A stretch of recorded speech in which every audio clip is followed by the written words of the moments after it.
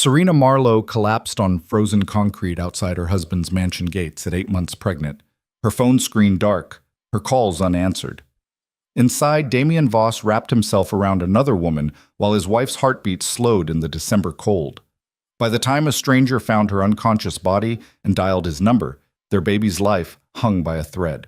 This is the story of a marriage that died in the snow and a man who had to lose everything before he understood what he'd thrown away.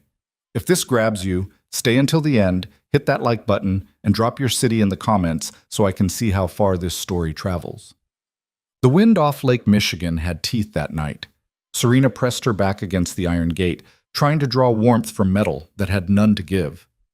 Her coat, the only winter coat that still fit over her swollen belly, did almost nothing against the kind of cold that crawled inside your bones and made a home there. She'd been standing outside Damien's estate for 43 minutes. She knew because she had checked her phone 11 times, watching the battery percentage drop alongside her body temperature. 8:47 p.m. No response. 8:51 p.m. Nothing. 8:55 p.m. Read receipt, but silence. The mansion rose behind the gates like something out of a different century, all dark stone and tall windows that glowed amber in the rooms where people who weren't her lived their lives. She could see shadows moving on the second floor. One shadow she recognized by the breadth of his shoulders, the particular way he stood with his weight shifted slightly left. Damien had broken his hip in a car accident when he was 19, and even after surgery, even after physical therapy, he still favored his right side when he thought no one was watching. Serena had spent 3 years watching everything about him. She pressed the call button again, listened to it ring. 1, 2, 3, 4. You've reached Damien Voss. Leave a message. Her voice came out smaller than she intended. It's me again. I'm still outside. I know you said you'd send someone, but it's getting really cold and I'm... She stopped, pressed her free hand against her stomach where the baby had gone still, too still. Please, just let me in. She hung up, stared at the phone, willed it to light up with his name. The dizziness hit in waves now, each one lasting a little longer than the last. She'd skipped lunch because the smell of food had turned her stomach, and breakfast had been half a protein bar she'd found in her purse. The baby needed more than that. The baby needed her to eat, to rest, to stop standing in sub-zero wind waiting for a man who couldn't be bothered to walk down his own driveway. But she'd promised herself she wouldn't leave. Not until he came. Damien had been strange lately, distant in ways that went beyond the normal space married people sometimes needed. He'd stopped touching her sometime around month 6, right when her body had really started to change. Stopped reaching for her in bed. Stopped kissing her goodbye in the mornings. When she'd asked him about it, he'd said he was stressed about work, about the new acquisition, about a dozen things that probably mattered but didn't explain why he looked at her sometimes like she was a stranger who'd wandered into his house. 2 weeks ago, she'd found a woman's earring in his car. Small, diamond, expensive in a way Serena's jewelry had never been. When she'd asked him about it, Damien had laughed, actually laughed, and said it probably belonged to Caroline from the legal team, that he'd given her a ride home after a client dinner. Serena had wanted to believe him, had chosen to believe him because the alternative was too much to carry while already carrying another human being inside her body. But tonight, when she'd called to say her car had broken down 6 blocks from the estate and she needed him to come get her, he'd said he'd send someone. Not, I'll be right there. Not, stay where you are, I'm coming. Just someone. Like she was a delivery that needed collecting. She'd walked anyway. 6 blocks in shoes that pinched her swollen feet, one hand on her belly, the other clutching her phone. The Uber she'd tried to call had canceled twice. Something about the neighborhood, the gates, the fact that the GPS couldn't figure out exactly where to go. So she'd walked, and when she'd reached the estate, the gates had been locked. They were never locked. Serena had her own code, one Damien had given her the day they'd gotten married. She'd punched it in 3 times, fingers numb, breath coming in visible clouds. The keypad had blinked red each time. Access denied. He'd changed the code and hadn't told her. That was when the first real thread of fear had worked its way into her chest. She dialed again. This time, it went straight to voicemail. He'd sent her to voicemail. Damien? Her voice cracked on his name. I don't know what I did. I don't know why you're... She stopped, breathed, started again. I'm 8 months pregnant with your child. I'm standing outside in the cold because my car died and you won't answer and the gate code doesn't work and I just... The sob came up fast and hard, choking off the rest of her words. She ended the call before it could fully break free. The baby shifted then, a rolling movement that felt almost like a question. Are we okay? We're fine, Serena whispered. Her hand moved in slow circles over her stomach. Daddy's just busy. He'll come. He promised he'd always come. But another 10 minutes passed, and the only thing that came was more wind. A car pulled up to the gate from the inside. Sleek, black, something European that cost more than most people's houses. For half a second, Serena's heart lifted. But then the driver's side door opened, and the woman who stepped out was blonde, tall, wearing a dress that cost what Serena used to make in a month before she'd married Damien, and he'd convinced her she didn't need to work anymore. Caroline. From legal. The woman walked to the gate keypad, punched in a code, a different code, one that worked, and the iron bars began to swing open. She didn't look at Serena, didn't acknowledge her at all, even though they were less than 10 feet apart and Serena's presence was impossible to miss. Excuse me, Serena called out. Her voice sounded thin against the wind. Excuse me, I'm Damien's wife. I need to... Caroline slid back into her car without a word. The gate began closing immediately, automatic sensors pulling it shut before Serena could step through. She tried anyway, stumbling forward, but her legs had gone numb from standing too long and she moved too slow. The gate clanged shut, locked again. And through the narrowing gap, Serena watched Caroline's car glide up the driveway toward the house, where every light was on, where her husband was, where warmth and safety were, where she was supposed to be. The woman who'd been in Damien's car was driving back to him, and Serena was still on the outside. That was when her knees gave out. Not all at once. There was a moment where she felt them going soft, felt her body listing sideways, felt the concrete rising up to meet her. She tried to catch herself, one hand shooting out, but the world had gone tilted and wrong, and the last thing she registered before the darkness came was the cold shocking into her palms, and the baby, her little one, who was supposed to be safe. Gone. Everything gone. Damien Voss was halfway through his second scotch when his phone rang. He glanced at the screen, unknown number, and almost declined it. He'd already ignored 4 calls from Serena in the past hour, and he wasn't in the mood to hear her voice get small and hurt the way it had been getting lately. Like he was doing something wrong by needing space. Like wanting time away from the constant weight of her need was some kind of crime. Caroline was curled against his side on the leather couch in his study, her head on his shoulder, her perfume something expensive and uncomplicated. She didn't ask him for things, didn't need him to fix her or save her or prove anything. She just existed beside him. Easy, simple. Everything Serena had stopped being the moment she'd gotten pregnant. Aren't you going to answer that? Caroline murmured against his neck. Damien let it ring once more, then swiped to accept. Voss. Mr. Voss? Male voice. Unfamiliar. Urgent in a way that made Damien's spine straighten. This is Ben Kowalski. I'm calling from outside your property. I found a woman collapsed by your gate. She's unconscious, and she's pregnant. And, sir, I already called 911, but her phone was open to your contact, and I thought... The scotch glass hit the floor. Damien was moving before he'd fully processed the words, already shoving past Caroline, already grabbing his coat from the back of the door. His mind had gone to static, white noise, a high-pitched ringing that drowned out everything except 3 words. Collapsed, pregnant, unconscious. Where? He barked into the phone. Where exactly? The front gate, east side. The ambulance is 3 minutes out, they said, but she's really cold, man, and I can't wake her up. Damien was running. Down the hall, through the foyer, out the front door into cold that bit through his shirt because he'd forgotten to put his coat on. Had just grabbed it. His breath came in ragged clouds. The driveway stretched out in front of him, too long, every step not fast enough. She called me. She called me 4 times and I sent her to voicemail. The gate came into view.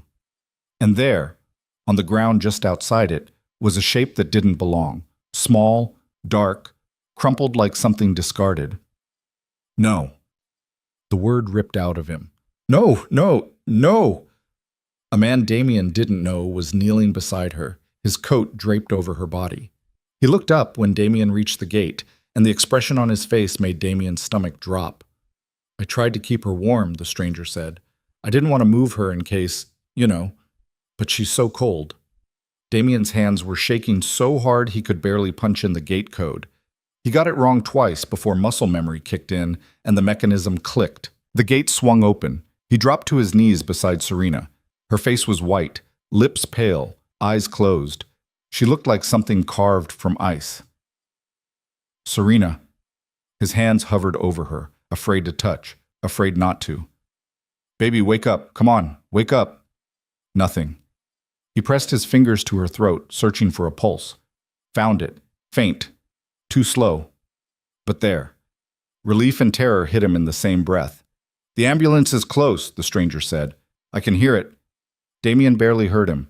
He was staring at Serena's stomach, at the swell of it beneath the stranger's coat, and something was breaking open inside his chest. This was his wife, his pregnant wife, and she'd been out here in the cold, alone, while he'd been inside with another woman.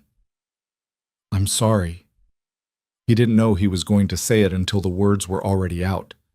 God, Serena, I'm so sorry. Her eyelids fluttered. For a second, he thought she might open them. But then she went still again, and the only movement was the slight rise and fall of her chest. Sirens split the air. Red and white lights washed over them. The ambulance skidded to a stop, and paramedics were pouring out, pushing Damien aside, asking questions he didn't know how to answer. How long has she been unconscious? I don't know. Is she injured anywhere? I don't know. When did she last eat? He stopped, stared at them. I don't know. He didn't know anything. Didn't know what his wife had eaten or when she'd last slept or why she'd been outside his gate in the first place. He'd stopped asking those questions weeks ago, maybe months. Had stopped seeing her as anything other than an obligation that had become too heavy to carry. They were lifting her onto a gurney now, moving fast, strapping her down. One of the paramedics, young, female, efficient, pressed a stethoscope to Serena's belly and went very still. What? Damien's voice came out sharp. What is it? The paramedic didn't answer right away. She moved the stethoscope, listened again, then looked up at her partner. Fetal heartbeat is present, but irregular. We need to move. Wait, irregular? What does that... But they were already loading Serena into the ambulance, and Damien was trying to climb in after her, and someone was telling him he couldn't ride along, and he was shouting that she was his wife, and, You can follow in your car, sir, the paramedic said. Not unkind, but firm. We need room to work. The doors slammed shut. The ambulance pulled away, and Damien stood in the middle of his driveway, watching the lights disappear, his heart hammering so hard he thought it might crack his ribs. The stranger was still there. Ben something. He'd picked up his coat from the ground and was shaking it out, not looking at Damien. Thank you, Damien managed, for calling, for staying with her. Ben nodded slowly, then quiet. She was out here a long time, man. I only found her because my dog pulled toward the gate. If he hadn't... He trailed off. Didn't need to finish. If he hadn't, Serena might have died on the concrete, might have frozen to death 10 feet from her own home while Damien drank scotch and pretended she didn't exist. I have to go, Damien said. His voice sounded hollow. I have to. The hospital. He turned and ran back toward the house, back past the front door where Caroline was standing now, wrapped in her coat, looking confused and annoyed. Back to his car. He started the engine with shaking hands and gunned it down the driveway, barely slowing for the gate. The drive to the hospital was 15 minutes. He made it in 8. But the emergency room was too bright, too loud, too full of people whose problems weren't his wife dying because he'd abandoned her. Damien shoved through the doors and went straight to the desk. Serena Voss, they just brought her in. Where is she? The nurse didn't even look up. Are you family? I'm her husband. That got her attention. She glanced at him, and something in her expression shifted, cooled. She's being examined now. Someone will update you when there's news. I want to see her. Not possible right now. You don't understand. I need to... Sir. The nurse's voice went flat. Your wife is 8 months pregnant and came in unconscious with signs of severe hypothermia and exhaustion. The doctors are trying to stabilize her and assess the baby. You standing in an exam room isn't going to help that process. Sit down. Wait. Someone will come get you. She turned back to her computer, dismissing him. Damien wanted to argue. Wanted to pull rank, throw money at the problem, demand answers he didn't deserve. But the fight went out of him all at once, and he just stood there, useless. Eventually, he moved to the waiting area, sat in a plastic chair that was bolted to the floor, dropped his head into his hands. His phone buzzed. Caroline. Where did you go? He stared at the message. Didn't respond. Turned the phone face down on his knee. Time moved wrong in hospitals. Could have been 10 minutes or 2 hours when a doctor finally approached. Middle-aged woman, gray hair pulled back, wearing scrubs that had seen better days. Mr. Voss? He was on his feet before she finished his name. How is she? Is the baby? The doctor gestured for him to sit. He didn't want to, but he did, and she sat beside him, which somehow made it worse. Your wife is stable, she said. We've got her on IV fluids and warming protocols. Her core temperature was dangerously low when she came in, 87 degrees. Another hour outside and we'd be having a very different conversation. Damien's throat closed up. The baby's heartbeat has stabilized for now, but it was erratic when she arrived. We're monitoring closely. Fetal stress at this stage can lead to complications, so we're not out of the woods yet. Can I see her? In a moment.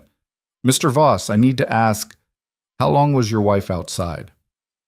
I don't know. The doctor's gaze sharpened. You don't know? She called me, said her car broke down. I told her I'd send someone to get her, but He stopped. Couldn't finish. Couldn't say out loud that he'd ignored her after that he'd let her calls go to voicemail while he sat with another woman. She didn't eat today, the doctor said. It wasn't a question. Or yesterday, based on her blood work, her glucose levels are critically low, combined with the cold exposure and the physical stress. She paused. Mr. Voss, your wife's body was shutting down. Do you understand that? She wasn't just cold and tired. She was dying. The word hit him like a physical blow. I didn't. His voice cracked. I didn't know. When was the last time you checked on her, talked to her, made sure she was okay? He couldn't answer. Had no answer that wouldn't damn him. The doctor stood. She's awake now. Room 12, down that hall. But Mr. Voss? She waited until he looked at her. Whatever happened between you two, fix it. Because that woman fought like hell to keep your baby alive tonight, and she shouldn't have had to do it alone. She walked away. Damien sat frozen for another long moment. Then he made himself stand, made himself walk down the hall, made himself stop outside room 12 and push open the door. Serena was in the bed by the window, small, pale, hooked up to machines that beeped and hummed. An IV ran into her arm. A fetal monitor was strapped around her belly. She turned her head when he walked in, and the look in her eyes, it wasn't anger, it wasn't even hurt. It was nothing, blank, empty, like she'd already decided he wasn't worth the emotion. Serena, he moved toward the bed, stopped when she flinched. God, I'm so sorry. She didn't respond, just kept looking at him with those flat, dead eyes. Your car, he tried. You said it broke down. I should have come myself. I don't know why I didn't. I just thought, you thought someone else could handle it, Serena said.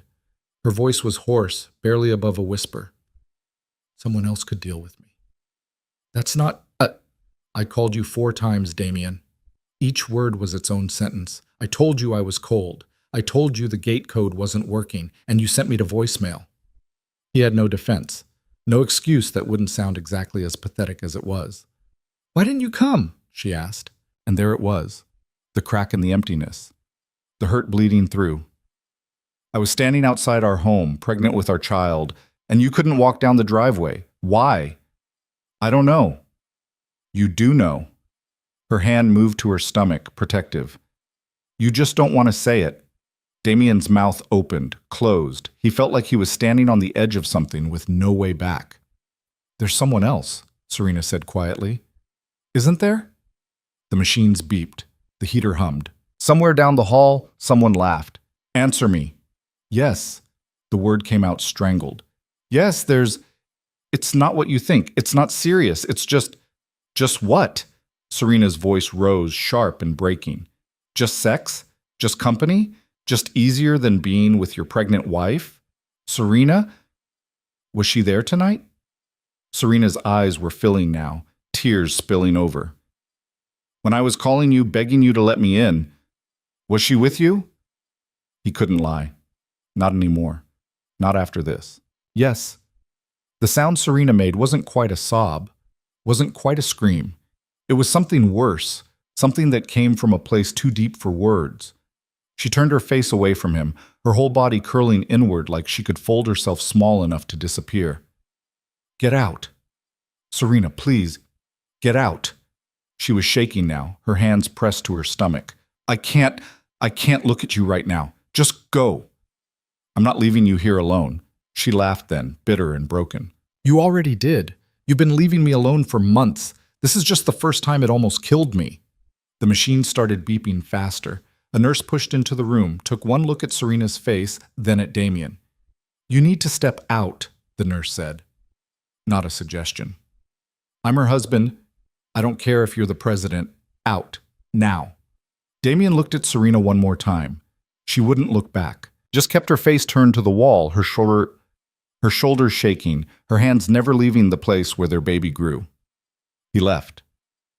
The door closed behind him, and Damien stood in the hallway, listening to his wife cry through the wall, and understood, finally, too late, when it might not matter anymore, exactly what he'd done. He'd destroyed her, and himself. And maybe, if the baby didn't make it through this, their child too. The night stretched on. Damien didn't leave the hospital. Couldn't. He sat in the hallway outside Serena's room and waited for what? Forgiveness? Permission to see her again? A sign that she and the baby would survive? All of it. None of it.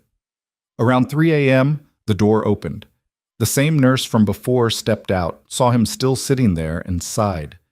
She's sleeping, the nurse said. Baby's heartbeat is holding steady. We're cautiously optimistic. Can I? No. She asked us to keep you out.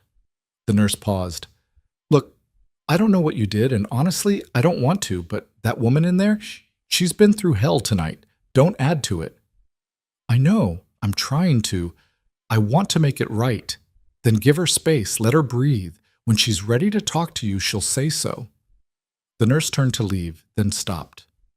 And for what it's worth, you should probably figure out what you actually want before she asks you again. Because next time, she's not going to accept "I don't know" as an answer.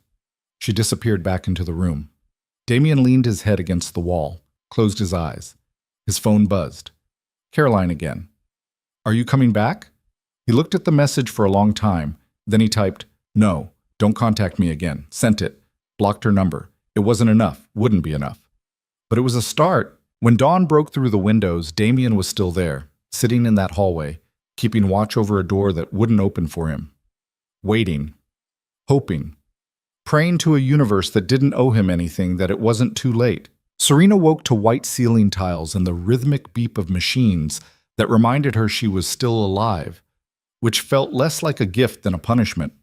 The hospital room smelled like antiseptic, and something else underneath. Something metallic and sad that she associated with places where people came to face things they'd been running from. Her hand went immediately to her stomach. The baby moved under her palm, a slow roll that felt almost like reassurance. You're still here, she whispered. We're still here. The door opened. A nurse, different from the night before, younger, with kind eyes that hadn't yet learned to hide pity, stepped in with a tablet and a too-bright smile. Good morning, Mrs. Voss. How are we feeling? Serena almost laughed. We. Like they were in this together. Like this woman had any idea what it felt like to wake up knowing your husband had left you to freeze while he buried himself in someone else. Fine, Serena said. Her throat was raw from crying, from the breathing tube they'd put down it at some point during the night when her body temperature had dropped too low and things had gotten dangerous in ways no one had bothered to explain to her yet. The nurse didn't buy it, but she didn't push either. Just checked the monitors, made notes on her tablet, adjusted the IV drip. The doctor will be in around 9 to talk about next steps. Your vitals are looking much better. Baby's heartbeat has been stable all night. She paused. Your husband is still in the hallway. He's been there since you were admitted. Serena's jaw tightened. Tell him to go home. I've told him that 4 times. He won't leave. Then tell security to remove him. The nurse's expression shifted, still kind but firmer now. Mrs. Voss, I can't force you to see him, but he looks like he hasn't slept, hasn't eaten, and is about 2 hours away from a complete breakdown. Whatever happened between you two, maybe give him 5 minutes. Let him see you're okay. Then we can kick him out if that's what you want. Serena closed her eyes. She didn't want to see Damien, didn't want to hear his apologies or his excuses or whatever carefully constructed explanation he'd spent the night building. She wanted him to disappear, to never have existed, to rewind time back to before she'd loved him, before she'd trusted him, before she'd made a child with a man who couldn't be bothered to answer his phone when she was dying. But the baby kicked again, harder this time, and Serena's hand spread across the movement, and she thought about all the conversations they'd need to have eventually. All the logistics of sharing a child with someone you couldn't stand to look at. 5 minutes, she said quietly. Then he leaves. The nurse nodded and stepped out. Serena counted heartbeats, 47 of them, before the door opened again and Damien walked in looking like something dragged out of a lake. His shirt was wrinkled, half untucked. His hair stuck up in the back where he'd been running his hands through it. There were shadows under his eyes so dark they looked like bruises, and when he tried to smile, it came out crooked and wrong. Hi, he said. Serena didn't respond, just watched him with the same flat expression she'd given him the night before, the one that made it clear she had nothing left to give him, not anger, not hurt, not anything. Damien took 2 steps into the room and stopped, like he'd hit an invisible wall. The nurse said you're doing better, that the baby's okay. For now. That's good. That's really good. He shifted his weight, favoring his right side the way he always did when he was nervous. Serena, I know you don't want to hear this, but I need to say it. I'm sorry. I'm so sorry for what I did, for what I've been doing, for all of it. Okay. The word landed like a stone. No emotion behind it, just acknowledgement that he'd spoken. Damien's face crumpled. That's it? Just okay? What do you want me to say, Damien? That I forgive you? That we can move past this and pretend it didn't happen? Serena's voice stayed flat, controlled. She wouldn't give him the satisfaction of seeing her break again. You left me outside in the cold. You ignored my calls while I was collapsing on the street. I almost died. Our baby almost died. And you were inside with another woman. I know. Do you? Now the anger was creeping in, hot and sharp. Do you actually understand what you did? Because from where I'm sitting, it looks like you just feel guilty. And guilt isn't the same as understanding. Damien moved closer to the bed. Serena's hand shot up, palm out. Don't come any closer. He stopped, swallowed hard. What do you want me to do? Tell me what to do and I'll do it. I want you to leave. Serena, you asked what I want. That's what I want. I want you to walk out of this room and give me space to figure out what the hell I'm supposed to do now. I can't just leave you here alone, Serena laughed, sharp and bitter. You've been leaving me alone for months. This is just the first time you're physically absent while doing it. The words hit him like a slap. She could see it in the way his whole body flinched, in the way his hands came up like he wanted to defend himself, but couldn't find the argument. That's not fair, he said quietly. Fair? Serena's voice rose and the monitor started beeping faster. You want to talk to me about fair? I gave up my job because you said we didn't need the money. I gave up my apartment because you said we should live together. I gave up my friends because they didn't fit into your world. And then I got pregnant, and you looked at me like I'd betrayed you somehow, like my body changing was a personal insult. That's not... I never... When was the last time you touched me, Damien? Held my hand? Kissed me goodnight? When was the last time you looked at me and saw your wife instead of an inconvenience? He couldn't answer. They both knew it. I stood outside your house for almost an hour last night, Serena continued. Her voice was shaking now, but she pushed through it. I watched that woman drive through the gate, watched her go into our home like she belonged there, and I couldn't get in. Do you understand how that felt? To be locked out of my own life? I changed the code because... Damien stopped himself. Because what? His jaw worked. Because I didn't want you showing up unannounced. The truth of it sucked all the air out of the room. Serena stared at him. Get out. Serena, please. Get out. The shout tore something in her throat.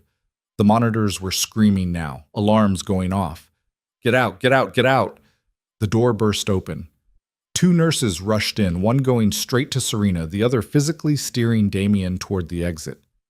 Sir, you need to leave. Now. I'm not... Now. They shoved him into the hallway and slammed the door. Through the window, Serena could see him standing there, hands pressed against the glass, mouth moving in words she couldn't hear and didn't want to. The nurse, the kind one from before, was holding Serena's hand, talking in a low, soothing voice about breathing, about the baby, about staying calm. But Serena couldn't be calm, couldn't breathe through the rage and the grief and the horrible, crushing weight of understanding that the man she'd married, the man she'd built her entire life around, had deliberately locked her out because he wanted to pretend she didn't exist. I can't do this, she gasped between sobs. I can't be married to him anymore. The nurse squeezed her hand. Right now, you don't have to decide anything. Right now, you just need to breathe and let us take care of you. It took 20 minutes for Serena's heart rate to stabilize, another 10 for the crying to stop. By the time the doctor arrived, Serena was empty again, wrung out, barely there. Dr. Martinez, the same woman from the night before, pulled up a chair beside the bed and sat like she had all the time in the world. Your husband's gone, she said without preamble. We had security escort him to the parking lot. He wanted me to tell you he's sorry and that he'll be back later. Don't let him in. I can't legally prevent him from visiting, but I can make sure he only comes when you're ready. Dr. Martinez leaned forward. Mrs. Voss, I need to be straight with you. The stress you're under is dangerous, for you and for the baby. Your blood pressure is too high, your glucose is still low, and every time you get upset, the baby's heart rate spikes. So what am I supposed to do, just pretend everything's fine? No, but you need to find a way to manage this that doesn't involve screaming matches, which means boundaries, clear ones. The doctor paused. Have you thought about what happens after you leave here? Where you're going to go? Serena hadn't thought past the next 5 minutes. I don't know. Do you have family, friends who can help? My parents are dead, my friends... She trailed off. The friends she'd had before Damien had slowly faded away. Their invitations declined so many times they'd stopped asking. The friends she'd made through Damien were his friends first, loyal to him in ways that would never extend to her. No, I don't have anyone. Dr. Martinez was quiet for a moment, then... There are resources, shelters, support groups, legal advocates. If you need help leaving, there are people who specialize in this. I'm not being abused. Aren't you? The question sat between them like something alive. He never hit me, Serena said. There are a lot of ways to hurt someone without raising a hand. Dr. Martinez stood. I'm going to have a social worker come talk to you. You don't have to make any decisions today, but you should know what your options are. She left.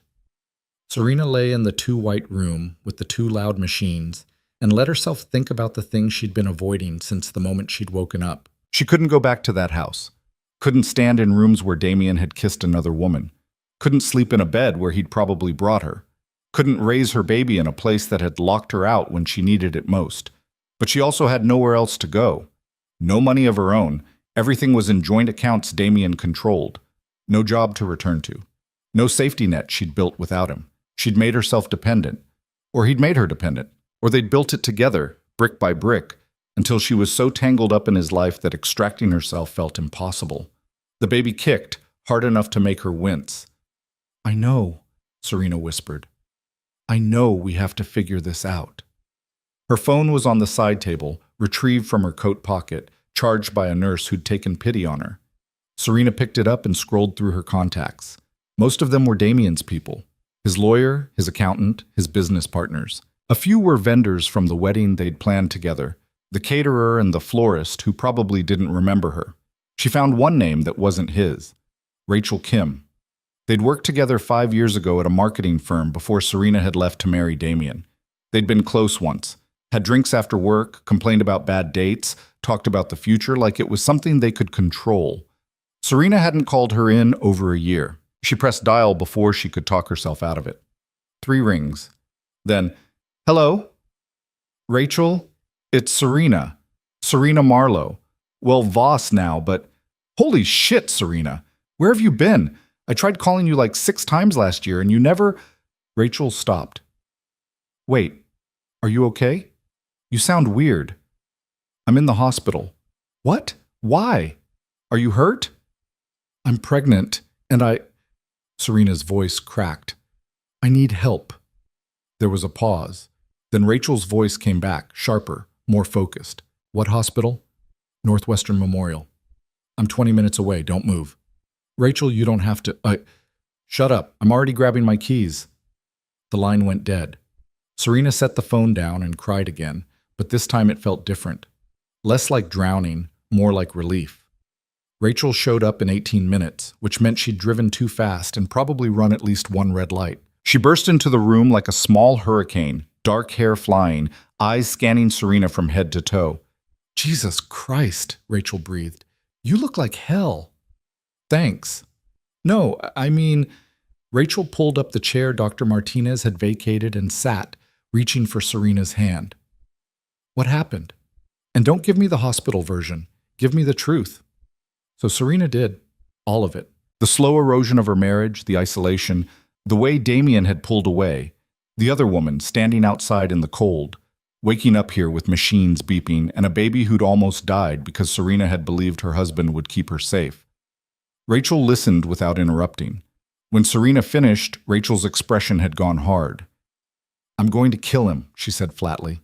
I'm going to walk into his stupid mansion and push him down the stairs. Despite everything, Serena almost smiled. Don't. It's not worth it. He left you outside to freeze, Serena, while you were pregnant. That's not didn't answer the phone fast enough territory. That's lock him up and throw away the key territory. I know. So what are you going to do? I don't know. I can't go back there, but I don't have anywhere else to go. Rachel squeezed her hand. You're coming to my place. Rachel, I can't ask you to... You're not asking, I'm telling. You're staying with me until you figure out your next move. My apartment's small, but the couch pulls out and I have a decent internet connection for lawyer consultations, which you're going to need. I don't even know if I want to divorce him. The words felt strange in her mouth. I just want to not be around him right now. That's fine. You don't have to decide anything permanent today. But you need distance, and you need someone in your corner who isn't going to make excuses for him. The relief that washed over Serena was so strong it made her dizzy. Thank you. Don't thank me yet. My couch is lumpy as hell, and my neighbor plays the saxophone at 6 a.m. Rachel stood. When are they discharging you? I don't know. A few days, maybe. They want to monitor the baby. Okay. I'll come back tomorrow with some clothes and stuff. Do you need me to get anything from your place? Serena thought about the mansion, about her clothes in the closet, her books on the shelf, all the small pieces of herself scattered through rooms that had never really felt like hers. No, she said. I don't want anything from there. Rachel nodded like she understood. Call me if you need anything. And Serena, if that bastard shows up here again, you tell the nurses to throw him out. You don't owe him anything. After Rachel left, Serena felt lighter. Not happy. She was too hollowed out for happy, but less trapped. Like maybe there was a path forward that didn't involve going back to Damien and pretending the last 24 hours hadn't happened. The social worker came an hour later. A woman in her 50s with gray-streaked hair and an expression that suggested she'd heard every terrible story there was and had stopped being surprised by human cruelty a long time ago. Her name was Linda, and she sat in the same chair everyone else had used and asked questions in a voice that managed to be both gentle and entirely no-nonsense. Has he ever physically hurt you? No. Threatened to? No. Controlled your access to money? Serena hesitated. Everything's in joint accounts, but he's the one who manages them. Linda made a note. Do you have access to those accounts? Can you withdraw money if you need to? I think so. I've never tried. Have you tried recently? No. I'd suggest you check. Today, if possible. Men who isolate their partners financially often start restricting access when they sense the relationship is ending. The words sent a chill through Serena. She pulled out her phone and opened her banking app, logged into the joint account they used for household expenses. The balance showed $47,000, which was normal. But when she tried to transfer $1,000 to her old personal account, the one she'd kept from before the marriage but rarely used, the transaction was declined. She tried again. Declined. "It's not working," Serena said. Her voice came out thin. Linda's expression didn't change. "Did he ever ask you to sign papers giving him power of attorney over your finances?" Maybe. When we got married, there were a lot of documents. His lawyer said it was standard stuff, protections for both of us in case something happened. Do you have copies of those documents? No. Damien kept them. He said he had a safe at his office for important papers. Linda was writing faster now. "Mrs. Voss, I'm going to give you the number for a lawyer who specializes in these situations. You need to talk to her as soon as possible. If your husband has legal control over your finances and you're planning to leave him, you need to act quickly." "I don't have money to pay a lawyer. She does pro bono work for cases like yours. Just call her, explain what's happening, see what she says." Linda tore a page from her notebook and handed it over. "In the meantime, don't sign anything else. Don't agree to anything without consulting her first. And don't tell your husband you're planning to leave until you have a safe place to go and a plan in place." "I'm not planning to leave. I need space." Linda's look was kind, but sad. "Space is how it starts, and based on what you've told me, your husband is going to fight you on that. Be ready." After Linda left, Serena lay in the hospital bed and stared at the ceiling and tried to understand how her life had become something that required lawyers and safety plans and warnings about the man she'd promised to love forever. Her phone buzzed. Text from Damien. "I know you don't want to hear from me, but I need you to know I ended things with Caroline. Permanently. I blocked her number. She's gone." Serena stared at the message, waited for relief, gratitude, anything, felt nothing. Another text. "I'm going to fix this. I don't know how yet, but I will. You and the baby are everything to me." She set the phone down without responding. The baby kicked, and Serena's hand moved automatically to the spot, feeling the shape of a foot or an elbow pressing against her palm. "Your dad's an idiot," she whispered. "But I guess you're stuck with him anyway." The door opened again. Serena expected another nurse, another doctor, another person with questions she didn't want to answer. Instead, it was the young nurse from the morning, the one who'd convinced her to let Damien in for 5 minutes. "Sorry to bother you," the nurse said, "but there's someone downstairs asking about you. Says she's your mother-in-law." Serena's stomach dropped. "Helen?" "She didn't give a name, just said she's family and she needs to see you." Of course, Damien had called his mother. Of course, he'd gone crying to Helen, who'd never liked Serena, who'd made it clear from day one that her son had married beneath him, that Serena would never be good enough for the Voss family legacy. "Tell her I'm sleeping," Serena said. "Tell her I can't have visitors." "I can do that. But she's pretty insistent. Says she'll wait." "Let her wait." The nurse nodded and left. Serena closed her eyes and tried to breathe through the tightness in her chest. Helen Voss was a force of nature. Old money, old power, old expectations that she wielded like weapons. She'd tried to talk Damien out of the wedding, had suggested a prenup so punitive Serena's signature had felt like signing away her soul, had spent the past 3 years subtly undermining every decision Serena made. And now she was here, probably to tell Serena that whatever had happened was her fault, that she'd driven Damien to infidelity by gaining weight or being emotional or failing to be the perfect accessory wife. Serena's phone buzzed again. This time it was a call, not a text. "Helen." She let it go to voicemail. 10 seconds later, another call. Serena turned the phone off entirely. The machines beeped. The heater hummed. Outside the window, the sky was gray and heavy with the promise of more snow.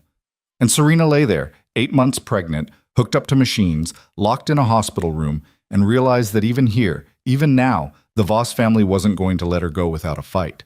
Helen Voss got past security 20 minutes later by claiming she was there to deliver important medical documents that Serena's insurance required. The nurse who'd been running interference appeared in the doorway looking apologetic and defeated. "I'm sorry," she said. She's very persuasive. Helen swept into the room before Serena could protest. All cashmere and pearls, and the kind of confidence that came from never being told no. She was 63 but looked 50, maintained through expensive procedures and a personal trainer who came to her house 6 days a week. Her hair was silver blonde, cut in a sharp bob that framed a face that had probably been kind once, before decades of social warfare had turned it into something else. Serena. Helen's voice was cool, controlled. You look dreadful. Hello, Helen. I came as soon as Damien called. He's beside himself, you know, absolutely devastated.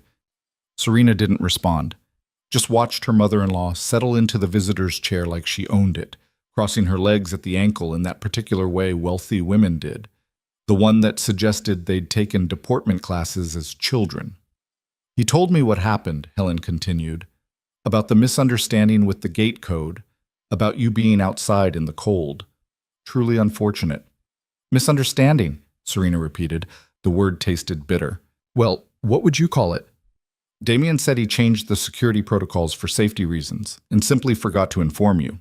An oversight, certainly, but hardly malicious. He locked me out because he didn't want me coming home while he was with another woman. Helen's expression didn't change. Damien mentioned you might be upset about Caroline, but darling, these things happen in marriages, especially when a wife becomes difficult to be around. The casual cruelty of it landed like a punch. Serena's hands curled into fists against the blanket. Difficult, she said quietly. I'm 8 months pregnant with his child. Yes, and you've been quite demanding about it, haven't you? Calling him constantly, needing reassurance, being emotional. Men aren't built for that level of intensity, Serena. They need space, lightness. Caroline provided that when you couldn't. So it's my fault he cheated. I didn't say that. Helen's tone suggested she'd said exactly that. But you must understand, marriages require work from both parties. And lately, from what Damien tells me, you've been rather, she gestured vaguely at Serena's body, consumed by the pregnancy. Understandable, of course, but men have needs that don't stop just because you're carrying a child. Serena felt something cold settle in her chest. Did you come here to blame me for my husband's affair? I came here to help you see the bigger picture. Damien made a mistake. He's acknowledged it, ended things with the other woman, and is willing to move forward. The question is whether you're going to be mature enough to do the same. Mature. Serena's voice was rising now, and she didn't try to stop it. He left me outside to freeze. I almost died. Our baby almost died. And you think the mature response is to forgive him and pretend it didn't happen? Helen's eyes narrowed. Don't be dramatic. You're fine. The baby's fine. No permanent damage done. No permanent damage? Serena pushed herself up in the bed, ignoring the pull of the IV in her arm. I have frostbite on 3 of my toes. My blood pressure is so high they're worried about preeclampsia. And every time I close my eyes, I'm back outside that gate, watching his mistress drive past me into my own house. She's not his mistress. She was a momentary distraction. That doesn't make it better. Lower your voice. You're in a hospital. Helen smoothed her skirt, a small gesture that somehow conveyed immense displeasure. Serena, I'm going to be frank with you. You come from nothing. No family, no money, no connections. Damien gave you everything. A home, security, a position in society that you never could have achieved on your own. And now you're going to throw that away because of wounded pride? The words hit like they were designed to, sharp and precise, aimed at the soft parts Serena had spent years trying to protect. I'm throwing it away because he doesn't love me, Serena said. Her voice came out quieter now, exhausted. Maybe he never did. Love, Helen laughed, short and dismissive. You're not a teenager, Serena. Love is what you feel at the beginning. What matters is partnership, stability, legacy. Damien can give you all of that. Can you honestly say you'll find better? I can say I deserve someone who won't leave me to die on the street. Again, with the dramatics. Helen stood, collecting her purse. I can see you're not ready to have a rational conversation. But let me be clear about something. If you leave Damien, if you try to take him to court, you will lose. The prenup you signed gives you almost nothing in the event of divorce. No alimony, no claim to assets acquired during the marriage. You'll walk away with whatever you brought into it, which, as I recall, was a 10-year-old Honda and about $3,000 in savings. Serena's throat went tight. I have rights. The baby. The baby will be provided for. Damien would never abandon his child. But you? Helen's smile was thin and sharp. You'll be lucky to get supervised visitation once our lawyers are done. Do you really think a court will give primary custody to an unemployed woman with no family support and a history of emotional instability? I don't have a history of... You were hospitalized for a breakdown during college, weren't you? After your parents died? Spent 3 months in treatment for depression and anxiety. Helen tilted her head. These things have a way of coming out in custody disputes, especially when the father can provide a stable home with every advantage money can buy. The room seemed to tilt. Serena had told Damien about that time in her life during one of their early dates, when she'd still believed in the safety of vulnerability. She'd never imagined he'd use it against her, that his mother would weaponize her grief. Get out, Serena whispered. I'm simply being honest with you. You don't have the resources to fight this family. The sooner you accept that and start working toward reconciliation, the better for everyone, especially that baby. Get out. Helen moved toward the door, then paused. One more thing. Rachel Kim called asking about you. I took the liberty of explaining that you're in a delicate state and shouldn't be bothered with outside influences right now. She seemed to understand. You had no right. I have every right to protect my family, which, whether you like it or not, still includes you. Helen's expression softened slightly, which somehow made her words worse. I'm not the villain here, Serena.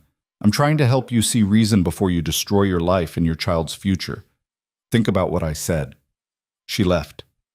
Serena sat in the silence that followed, her heart hammering so hard the monitors started beeping again. The nurse rushed in, checked her vitals, made soothing sounds that Serena barely heard. When she was alone again, Serena picked up her phone with shaking hands and turned it back on. 17 missed calls. 6 from Damien, 11 from Helen, 3 voicemails she didn't want to listen to. She called Rachel instead. Hey, Rachel answered. I tried calling earlier, but did Helen Voss call you? A pause. Yeah. She said you were resting and couldn't have visitors. That I should wait a few days before... Don't listen to her. She's lying. Serena's words tumbled out fast. She came here and threatened me. Said she'd take my baby if I left Damien. Said I'd lose in court because I have no money. And I was hospitalized for depression 10 years ago. And... Whoa, slow down. What the hell? Serena told her everything. Helen's visit, the threats, the prenup, all of it. By the end, Rachel was swearing steadily in a mix of English and Korean. That manipulative witch, Rachel finally said. Okay, first thing, she's bluffing about most of that. Second thing, you need to talk to that lawyer Linda recommended like yesterday. Third thing, I'm coming back to the hospital right now. You don't have to... Stop telling me I don't have to help you. I'm helping. Deal with it. Rachel's voice softened. Serena, listen to me. Helen Voss is using classic intimidation tactics. She wants you scared and isolated. Don't let her win. What if she's right? What if I can't win against them? Then we fight anyway, because the alternative is going back to a man who locked you out in the snow and a family who thinks you're disposable. Rachel paused. Do you want to go back to him? Serena closed her eyes. Tried to imagine walking back into that mansion, sleeping in that bed, pretending the last 48 hours hadn't happened. Tried to picture Damien touching her, the baby being born into a house full of lies, raising a child with a man she couldn't trust, and a family who saw her as an obstacle. No, she whispered. I don't want to go back. Then we figure out how to move forward, together. I'll be there in 15 minutes. Rachel hung up. Serena set the phone down and looked at the lawyer's number Linda had given her. It was almost 4 p.m. Probably too late to call today. But she could try. The phone rang 3 times before a woman answered. Judith Parrish's office. Hi, my name is Serena Voss. I was given your number by a social worker at Northwestern Memorial. She said Miss Parrish might be able to help me with a family law issue. One moment, please. Hold music. Serena counted her heartbeats. 37 of them. Then a new voice, older, with a slight southern accent that had been mostly trained out but lingered on certain words. This is Judith Parrish. You're at Northwestern? Yes, in the maternity ward. And the social worker who referred you was Linda Chen? I think that was her name, yes. Linda doesn't refer people to me unless the situation is urgent. What's going on? Serena told her story for what felt like the 100th time. The affair, the locked gate, the hospital, Helen's threats. Judith listened without interrupting, occasionally asking a clarifying question, but mostly just letting Serena talk. When she finished, there was a long pause. Okay, Judith finally said. I'm going to ask you some hard questions, and I need you to answer honestly. Can you do that? Yes? Do you believe your husband would physically harm you or your child? No, he's not violent. Has he ever prevented you from leaving a room or a building, locked you in anywhere, taken your phone or your keys? Serena thought about the gate code. He changed the gate code to the house without telling me. Last night I couldn't get in. But before that? Any pattern of restricting your movement? No. Good. That makes things easier legally. Judith's voice was brisk, professional. Now, your mother-in-law mentioned a prenup. Do you have a copy? No, Damien's lawyer handled it. I signed it before the wedding. Did you have your own lawyer review it before you signed? No, Damien said it was standard, that it protected both of us. Judith made a sound that might have been a sigh. Did anyone pressure you to sign? Threaten to cancel the wedding if you didn't? Serena thought back, remembered Helen's tight smile. Damien's assurances that it was just a formality, the way everyone had made her feel silly for even asking questions. Not explicitly, but it was clear the wedding wouldn't happen if I didn't sign. That's coercion. Depending on what's in the document, we might be able to challenge its validity. Judith paused. I'm going to need to see that prenup. Can you get a copy? It's at Damien's office in a safe. We'll subpoena it if we have to. In the meantime, I want you to start documenting everything. Every text, every call, every conversation. Write down what Helen said to you today, word for word if you can remember. Screenshot your bank accounts, especially if you notice any changes in access. I already can't transfer money out of our joint account. When did that start? I don't know. I just tried it today for the first time. Try again, right now, while I'm on the phone. Tell me what happens. Serena opened her banking app with one hand, keeping the phone pressed to her ear with the other. She pulled up the joint account and attempted to transfer $500 to her personal account. Transaction declined. It won't let me, Serena said. What's the error message? It just says transaction declined. No other explanation. That's a freeze. Your husband probably called the bank and restricted your access. It's not legal, but it'll take a court order to fix it. Judith's voice hardened. How much money do you have in accounts that are solely in your name? Serena checked her old personal account. $417. Credit cards? 1. But it's connected to the joint account. If he's frozen that, check it. Serena tried to log into the credit card account. The password she'd been using for 2 years didn't work. She tried twice more. Locked out. He changed the password, Serena said. Her voice sounded hollow to her own ears. Okay. Judith's tone was calm, steady, the kind of calm that came from having seen this before. Here's what's going to happen. I'm going to file an emergency motion first thing Monday morning for temporary support and access to marital funds. I'm also going to request a restraining order preventing your husband from further restricting your access to money. In the meantime, you have $400. Make it last through the weekend. I don't have anywhere to go when they discharge me, and I can't pay you.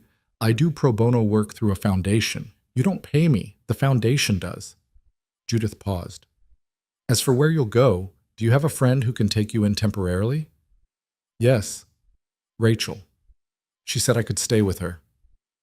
Good, that's good. She'll probably be called as a witness at some point, so make sure she understands what she's getting into. Supporting you might mean facing pressure from your husband's family. She can handle it. I believe you. Now listen carefully. Between now and Monday, you do not communicate with your husband except through text messages. No phone calls, no in-person meetings. If he shows up at the hospital, you don't see him alone. Keep a nurse in the room. Everything he says to you, you document. Understand? Yes. If his mother comes back, you refuse to see her.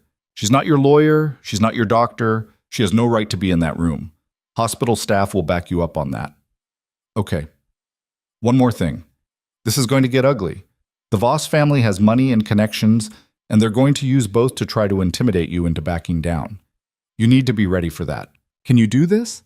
Can you see it through even when it gets hard? Serena thought about standing outside that gate, about watching Caroline drive past her, about Helen's threats and Damien's hollow apologies. Thought about the baby inside her, the one who deserved better than being raised in a house built on lies. Yes, she said, I can do this. Good. I'll call you Monday morning after I file the motions. In the meantime, you rest, you take care of yourself and that baby, and you don't let them make you feel small. Judith hung up. Serena set the phone down and looked at her hands. They were still shaking, but less now, like something inside her had solidified, turned from water into stone. Rachel arrived 10 minutes later carrying a bag from Target and a look of fierce determination. I brought you real clothes, Rachel said, dumping the bag on the bed, because you're not wearing that hospital gown when they discharge you. Also, I brought snacks because hospital food is garbage. Serena pulled out a soft gray sweatshirt, maternity leggings, basic underwear. You didn't have to do all this. Stop saying that. I keep telling you I want to help. Rachel sat on the edge of the bed. Did you call the lawyer? Yeah, she's filing emergency motions Monday. In the meantime, Damien froze my access to our money. Rachel's expression darkened. Of course he did. Okay, new plan. You're staying with me indefinitely, not just a few days. I'll clear out my office, we'll turn it into a bedroom. It's small, but it has a door and a window, and that's all you need right now. I can't take your office. You can, and you will. I barely use it anyway. Rachel squeezed her hand. We'll figure this out, together. You're not alone in this, Serena. The words cracked something open in Serena's chest. She'd been alone for so long, even when she was married, even when she was surrounded by people. Damien's isolation had been so gradual she'd barely noticed it happening. But now, sitting in this hospital room with Rachel beside her, she realized how much she'd missed having someone in her corner who wasn't there because they had to be, but because they wanted to be. Thank you, Serena whispered. Don't thank me yet. You haven't seen how terrible my pull-out couch is. Despite everything, Serena almost smiled. The door opened again, and Dr. Martinez walked in with a clipboard and an expression that suggested the news wasn't great, but wasn't terrible either. Mrs. Voss, how are you feeling? Tired, angry, confused. All reasonable responses to your situation. Dr. Martinez glanced at Rachel. And you are? Rachel Kim, friend. Good. She should have friends. The doctor turned back to Serena. I wanted to update you on your discharge plan. We're keeping you through the weekend for observation. Your blood pressure is still elevated, and I want to make sure the baby's heartbeat stays stable before we send you home. When will I be discharged? Probably Monday, assuming everything stays stable. Tuesday at the latest. Dr. Martinez paused. I also wanted to talk to you about delivery. Given what happened, given your stress levels, I think we need to prepare for the possibility of inducing labor early or scheduling a C-section. Serena's hand went to her stomach. Is something wrong with the baby? No. But you're at high risk for complications. The hypothermia, the stress, the elevated blood pressure, all of that increases the chances of problems during delivery. I'd rather have a controlled situation where we can monitor everything closely. How early are we talking? I'd like to get you to 37 weeks if possible. You're at 35 weeks now, so ideally 2 more weeks. And if I can't make it 2 weeks, then we deliver whenever we need to. Modern medicine is very good at caring for babies born a few weeks early. Dr. Martinez sat down. I know this is a lot, but I need you to take care of yourself. The stress you're under isn't just emotional. It's physical, and it's affecting your pregnancy. I'm trying. I know you are. But trying isn't enough right now. You need to actively de-stress, which means setting boundaries with your husband and his family. No more confrontations. No more visits that spike your blood pressure. She looked pointedly at Serena. Can you do that? I already told the nurses not to let Damien in. Good. Keep that boundary. And if you feel your stress rising, you call a nurse. We can give you something to help you calm down that's safe for the baby. After Dr. Martinez left, Rachel pulled out her phone. Okay, we're making a list. Things that need to happen before you leave the hospital. Rachel. Nope. Humor me. We're making a list. She opened her notes app. 1. Lawyer stuff, already in progress. 2. Somewhere to live, done. 3. Clothes and essentials, also done. 4. Plan for if Damien shows up at my apartment, which he probably will. Serena hadn't thought about that. What do we do if he comes? We don't answer the door. If he won't leave, we call the cops. Simple. He's not going to just accept this. I know, but that's his problem, not yours. You're allowed to walk away from people who hurt you, even if you're married to them, especially if you're married to them.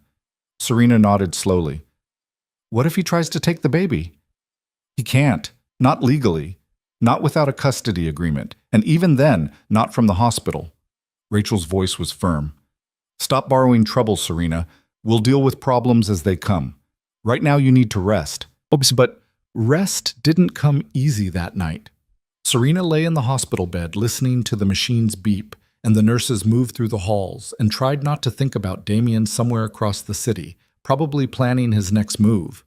Tried not to think about Helen and her threats, about lawyers and court battles and custody arrangements. Tried not to think about the fact that the man she'd loved enough to marry had become someone she didn't recognize. Her phone buzzed around midnight. Text from Damien. I'm not giving up on us.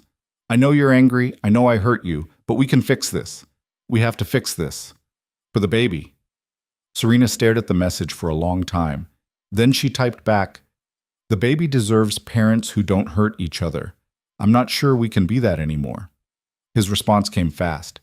We can be anything we choose to be. I'm choosing to fight for you. For us. You should have chosen that before you locked me outside. I know, and I'll regret that for the rest of my life. But I can't undo it. I can only move forward. Let me show you I've changed. How? How are you going to show me that? The typing indicator appeared. Disappeared. Appeared again. Finally, I don't know yet, but I'll figure it out. Just please don't shut me out completely.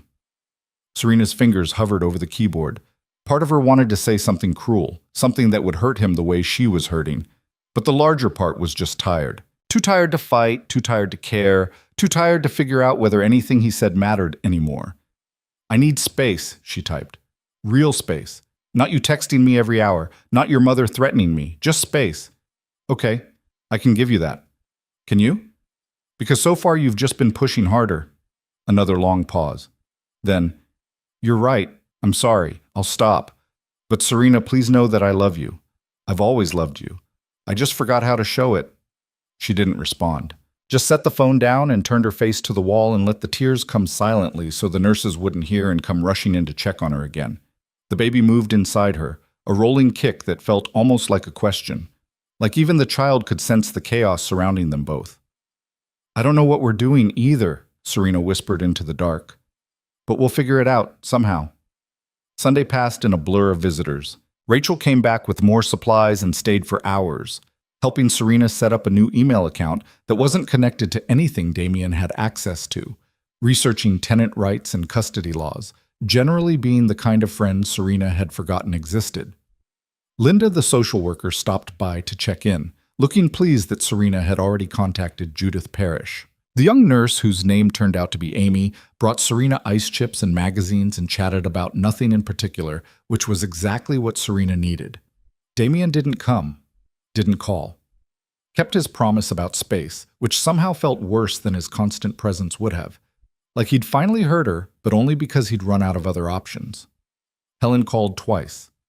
Serena ignored both attempts. By Monday morning, Serena's blood pressure had come down enough that Dr. Martinez agreed to discharge her Tuesday if things stayed stable. Judith called at 9 a.m. sharp with news. I filed the motions, Judith said without preamble. Emergency hearing is set for Wednesday at 2 p.m. Your husband's been served. Expect him to get a lawyer involved immediately. What happens at the hearing? We argue for temporary spousal support and restoration of your access to marital funds. The judge will also hear my request for a restraining order preventing further financial abuse. If we're lucky, we get a ruling by end of day. And if we're not lucky, then it drags out and you live on your friend's charity while we wait. But judges don't usually look kindly on men who freeze out pregnant wives, so I'm optimistic. Judith paused. Are you still planning to stay with your friend Rachel? Yes? Good. Make sure she knows the Voss family might contact her. They'll try to paint you as unstable, manipulative, whatever they think will work. She needs to be ready to shut that down. She can handle it. I believe you. I'll call you after the hearing Wednesday. In the meantime, you take care of yourself and let me worry about the legal stuff. After Judith hung up, Serena sat in the hospital bed and tried to process the fact that this was really happening. She was really leaving, really fighting back, really choosing herself and her baby over the safety of a marriage that had stopped being safe a long time ago. The baby kicked, and Serena smiled for the first time in days. "We're going to be okay," she said to the swell of her stomach. "I promise. We're going to be okay." Tuesday morning arrived with fresh snow and the kind of quiet that felt more like held breath than peace. Serena was packing the few belongings Rachel had brought her when Dr. Martinez appeared in the doorway with discharge papers and a prescription bottle. "Blood pressure medication," the doctor said, setting the bottle on the bedside table. "Take it twice a day. No skipping doses. I want to see you back here in 1 week for a checkup, and if anything feels wrong before that, bleeding, severe cramping, decreased fetal movement, you come straight to the ER. Understand?" "I understand." Dr. Martinez studied her for a moment. "How are you really doing?"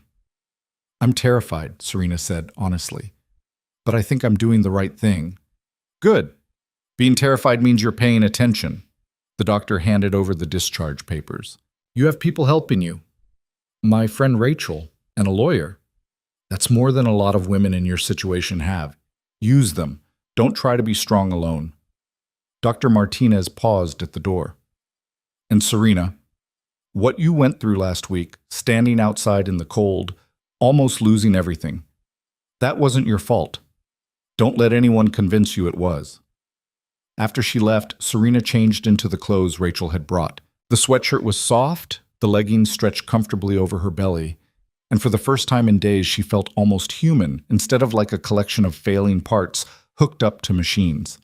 Rachel arrived at 10 a.m. sharp, pulling her ancient Civic into the hospital pickup area with the kind of confidence that suggested she didn't care about the no parking signs. "Your chariot awaits," Rachel said, popping the trunk. "It's not fancy, but it runs." Serena lowered herself into the passenger seat, the baby shifting with the movement.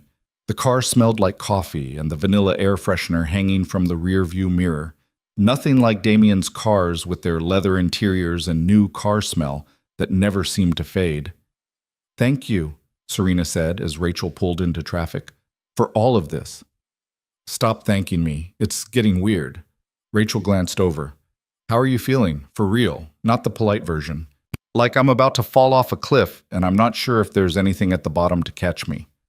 "That's fair, but for what it's worth, I'm at the bottom with a very large net and questionable upper body strength." Despite everything, Serena smiled. Rachel's apartment was in Wicker Park, a third-floor walk-up in a building that had seen better decades. The stairs were narrow and steep, and by the time Serena reached the top, she was breathing hard enough that Rachel made her sit on the landing for 5 minutes before going inside. The apartment itself was small, maybe 700 square feet total, but it was warm and bright and filled with the kind of comfortable clutter that came from actually living somewhere instead of just existing in a space. Books stacked on the coffee table, plants on the windowsill, an Afghan thrown over the back of the couch that looked hand-knitted by someone's grandmother. "It's not much," Rachel said, suddenly sounding self-conscious. "But the office, well, former office, is through here." She led Serena down a short hallway to a room barely big enough for the futon that Rachel had obviously just set up. There was a dresser against one wall, a lamp on the floor, a window that looked out onto the fire escape. "I cleared out all my work stuff," Rachel said. "The closet's empty, and I put clean sheets on the futon, though I'm not going to lie to you, it's not the most comfortable thing in the world." Serena looked at the small room that represented her entire life now and felt her throat tighten. "It's perfect." "You're a terrible liar." Rachel set Serena's bag on the dresser. "But I appreciate the effort. Now, house rules. You can eat anything in the kitchen except the leftover Thai food in the blue container because that's my breakfast tomorrow. Bathroom's shared, but I'm basically never home during the day, so you'll have it to yourself most of the time. And if you need anything at all, you call me. I don't care if it's 3 a.m. and you want ice cream. I'll get you ice cream." "I don't deserve you." "Probably not, but you're stuck with me anyway." Rachel checked her phone. I have to go into the office for a few hours. Client meeting I can't reschedule. Will you be okay here alone? Serena nodded, though the thought of being alone made her stomach twist. I'll be fine. Lock the door behind me. Don't answer if someone knocks unless you know who it is. And text me if anything feels weird or wrong or if you just need to hear another person's voice. But after Rachel left, Serena stood in the center of the small apartment and tried to figure out what to do with herself. For 3 years, her days had been structured around Damien's schedule, his needs, his preferences. She'd forgotten what it felt like to have empty hours and no one to fill them for. She unpacked her few belongings, took her blood pressure medication, tried to nap, but couldn't turn her brain off. Finally, she settled on the couch with one of Rachel's books and attempted to read, but the words blurred together and she kept checking her phone even though there was no one she wanted to hear from. Around 2 p.m., her phone rang. Unknown number. She almost didn't answer, but something made her pick up. Mrs. Voss? Male voice, professional, unfamiliar. This is Gregory Chen from Chen & Associates. I've been retained by your husband to represent him in your family law matter. Serena's stomach dropped. I have a lawyer. You should talk to her. I will be. But I wanted to reach out to you directly first, as a courtesy. Mr. Voss is very concerned about you and the baby. He'd like to arrange a meeting to discuss how we can resolve this situation amicably. There's nothing to discuss. Mrs. Voss, I understand you're upset. What happened last week was unfortunate, but Mr. Voss is willing to take full responsibility for his mistakes and work toward reconciliation. Surely that's worth a conversation? He locked me outside in sub-zero temperatures while I was 8 months pregnant. That's not a mistake. That's a choice. Gregory Chen's tone shifted slightly, became sharper. Be that as it may, you're still married, and under Illinois law, Mr. Voss has certain rights regarding his child. It would be in everyone's best interest to work this out without involving the courts. My lawyer disagrees. Ms. Parrish is known for being aggressive. She tends to escalate situations unnecessarily. I'm simply suggesting that litigation might not be the best path forward, especially given your financial situation. There it was, the threat wrapped in concern. Don't call me again, Serena said. Talk to my lawyer. She hung up before he could respond. Her hands were shaking. She tried to breathe through it, counting the way the nurse Amy had taught her, but the panic was already crawling up her throat. Damien had hired a lawyer. A real one, the kind who called wives directly to intimidate them into backing down. She called Judith. He had his lawyer call me, Serena said when Judith picked up. Gregory Chen, he wanted to set up a meeting. Of course he did. What did you tell him? To talk to you. Perfect. Don't engage with him again. If he calls back, send him to voicemail. Judith sounded pleased rather than worried. Gregory Chen is expensive. Damien hiring him is actually good news for us. How is that good news? Because it shows he's taking this seriously, which means he's worried, and worried opponents make mistakes. Judith paused. The hearing's tomorrow at 2 p.m. I need you there. Can you make it to the courthouse? Yes, Rachel can drive me. Good. Wear something professional but comfortable. We're not trying to impress anyone, but we want to look like responsible adults. And Serena, don't talk to Damien. Not tonight, not tomorrow morning. If he shows up at your friend's apartment, you call the police. He wouldn't. He hired Gregory Chen. He's playing hardball now. Expect him to do whatever it takes. After they hung up, Serena sat on Rachel's couch and tried not to think about Damien somewhere across the city, strategizing with his expensive lawyer about how to get her to come back. Tried not to think about what tomorrow's hearing would be like, facing him in court, having a judge decide whether she deserved access to her own money. The baby kicked hard enough to make her wince. She pressed her hand to the spot and felt the answering push of a tiny foot. I know, she whispered. This is scary, but we're going to get through it. Her phone buzzed. Text from a number she didn't recognize. This is Caroline. We need to talk. Serena stared at the message like it might bite her. Caroline. The woman who'd been in Damien's car, who'd driven past her through the gate, who'd been warm inside the house while Serena froze outside. Against her better judgment, she typed back, How did you get my number? Damien. He's a mess, Serena. He told me everything. About the gate, the hospital, all of it. I don't care, I know you don't, but I need you to understand something. I didn't know he was married when we started. He told me he was separated, that you two were getting divorced. Serena's vision went red at the edges. That's a lie. I know that now. When he called me from the hospital, when he ended things, he told me the truth, that he'd lied to me, used me, that you were pregnant and he'd almost killed you. A pause. Then another message. I'm not asking you to forgive him. I just wanted you to know I'm not the villain here. He played both of us. You drove past me. Through the gate, you saw me standing there. I didn't know who you were. He never showed me pictures, never talked about you. I thought you were someone else. A delivery person, maybe. I don't know. Another pause. I'm sorry. For what it's worth, I wouldn't have gotten involved if I'd known the truth. Serena wanted to scream at her, to tell her it didn't matter whether she'd known or not, that she'd still been part of the worst night of Serena's life. But the anger felt hollow now, exhausting. Don't contact me again, Serena typed. And if Damien asks you to testify for him in court, tell him no. I already did. I want nothing to do with him or his family. Serena blocked the number and threw her phone onto the couch cushion beside her. The door lock clicked. Rachel walked in carrying takeout bags and a look of determination. I got Chinese food and ice cream and I'm prepared to eat feelings with you until we both feel sick, Rachel announced. Also, I stopped by a thrift store and got you some more maternity clothes because you can't wear the same sweatshirt for the next month. I can't afford... Didn't ask. The total was like $30. I'll survive. Rachel dumped everything on the coffee table. Now talk to me. What happened while I was gone? You have that look. What look? The one where something happened and you're trying to convince yourself it's fine, but it's definitely not fine. Serena told her about the lawyer's call and Caroline's texts. Rachel's expression grew progressively darker. That manipulative asshole, Rachel said when Serena finished. Telling the other woman you were separated? That's not just lying, that's predatory. I know. And his lawyer calling you directly? That's a power play. He's trying to make you feel like you can't win without him. Maybe I can't.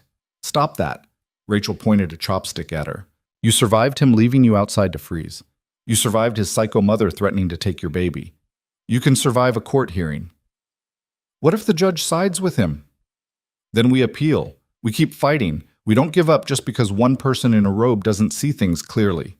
Rachel scooped lo mein onto a plate and handed it over. Eat. You need calories for tomorrow. They ate in comfortable silence, the kind that came from real friendship rather than obligation. When Rachel turned on a movie, something light and forgettable, Serena felt herself relax for the first time since leaving the hospital. Around 10 p.m., her phone buzzed. Text from Damien. I know you said you needed space, but I have to say this. Whatever happens tomorrow, whatever the judge decides, I want you to know I'm not fighting you to hurt you. I'm fighting because I can't lose you and the baby. You're my family. You're everything. Serena showed the message to Rachel, who made a disgusted sound. He's trying to get in your head before the hearing, Rachel said. Make you feel guilty so you'll go easier on him tomorrow. It's working. Then turn off your phone. Seriously, you don't need this tonight. Serena powered down her phone and went to bed, but sleep came in fits and starts, broken by dreams of courtrooms and locked gates, and a baby she couldn't reach no matter how hard she tried. Wednesday morning arrived too fast. Serena dressed in the nicest clothes Rachel had found at the thrift store, a black maternity dress that was slightly too big and flats that pinched her swollen feet. Rachel had taken the day off work and wore a professional blazer that Serena had never seen before. Moral support, Rachel said when Serena raised an eyebrow. And witness intimidation if Damien's family tries anything. The courthouse was downtown, all marble and security checkpoints, and the particular smell of old buildings and human anxiety. Judith met them in the hallway outside the courtroom, looking sharp in a navy suit and carrying a briefcase that had seen better days. Good, you're early, Judith said. Let's find somewhere to talk. They huddled in a corner while Judith explained what would happen. The hearing would be short, maybe 30 minutes. Each side would present their arguments. The judge would ask questions, then they'd wait for a ruling, which could come immediately or take a few days. What about Damien? Serena asked. Will he be here? Probably. Gregory Chen doesn't usually let clients skip hearings. Judith squeezed Serena's arm. Don't look at him. Don't react to anything he or his lawyer says. You keep your eyes on me or the judge. Understand? Serena nodded, though her heart was already racing. They filed into the courtroom at 1:55 p.m., and there, sitting at the opposite table with Gregory Chen beside him, was Damien. He looked terrible, worse than he had at the hospital, if that was possible. His suit was rumpled, his face drawn, dark circles under his eyes that suggested he'd slept as poorly as Serena had. When he saw her walk in, his whole body jerked like he wanted to stand, to go to her, but Chen's hand on his arm stopped him. Serena kept her eyes forward and sat down beside Judith. The judge entered, a woman in her 50s with gray hair and reading glasses perched on her nose. Judge Patricia Morrison, according to the nameplate on the bench. "We're here for emergency motions in the matter of Voss versus Voss," Judge Morrison said, looking at her notes. "Ms. Parrish, you filed the motions. Let's hear your arguments." Judith stood. "Your Honor, my client is 8 months pregnant and has been financially cut off by her husband without warning or cause. He froze her access to their joint bank accounts and credit cards, leaving her with less than $500 to her name. She has no income, no family support, and significant medical expenses related to her pregnancy. We're asking for immediate restoration of her access to marital funds and temporary spousal support until this matter can be fully litigated." Judge Morrison looked at Gregory Chen. "Mr. Chen?" Chen stood smoothly. "Your Honor, Mr. Voss did restrict access to certain accounts, but only as a protective measure. Mrs. Voss left the marital home without notice and refused to communicate her whereabouts.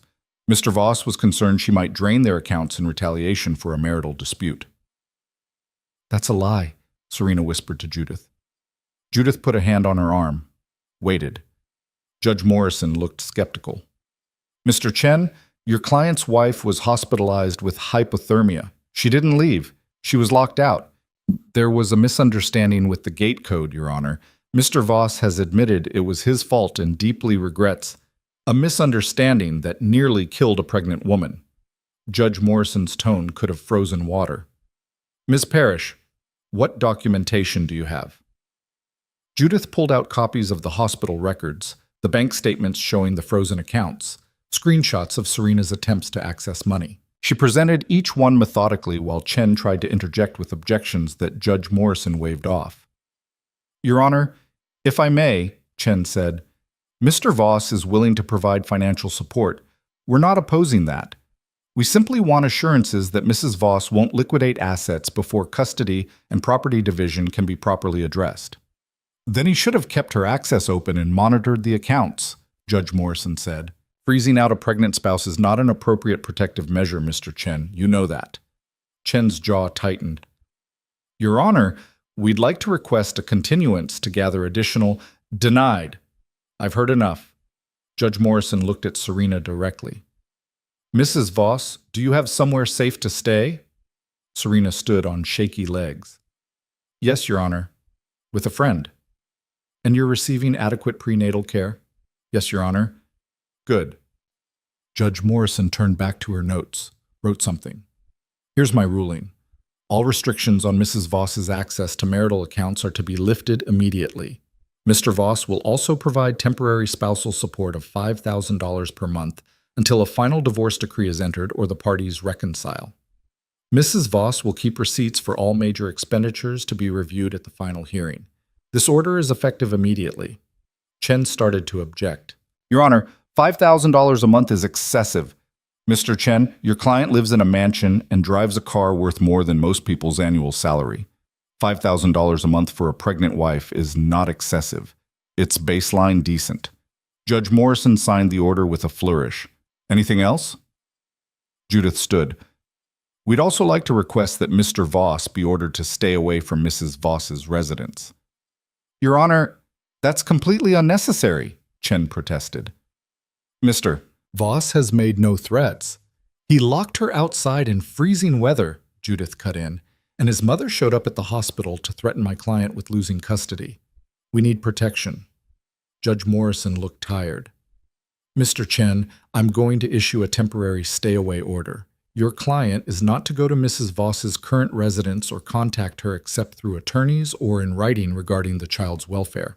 Violations will result in contempt charges. Clear?" Damien shot to his feet. "Your Honor, please, I just want to talk to my wife, to apologize, to—" Mr. Voss, sit down. Judge Morrison's voice was sharp. You'll have plenty of opportunities to communicate through proper channels. For now, you're going to give your wife space. Damien sat, looking gutted.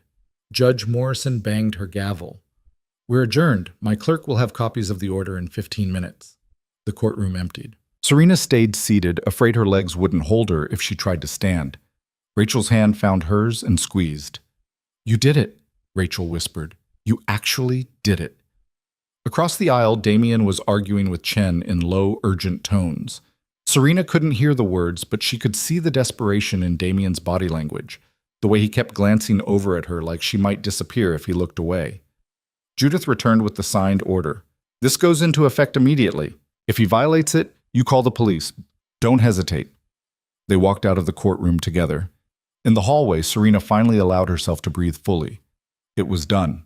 She had money. She had protection. She had a path forward that didn't involve going back to Damien. Mrs. Voss. She turned. Damien was standing 10 feet away, Chen beside him looking disapproving but not stopping him. Please, Damien said. His voice cracked on the word. Just 1 minute. That's all I'm asking. Judith moved to intercede, but Serena held up a hand. It's okay. 1 minute. Rachel and Judith stepped back but stayed close. Damien moved closer but stopped well before reaching her, like he was afraid of spooking her.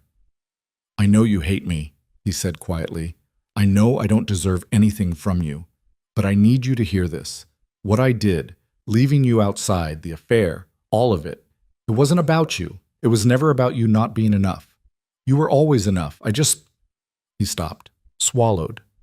I got scared of being a father, of the responsibility, of losing myself in it, and instead of talking to you about that, I pushed you away.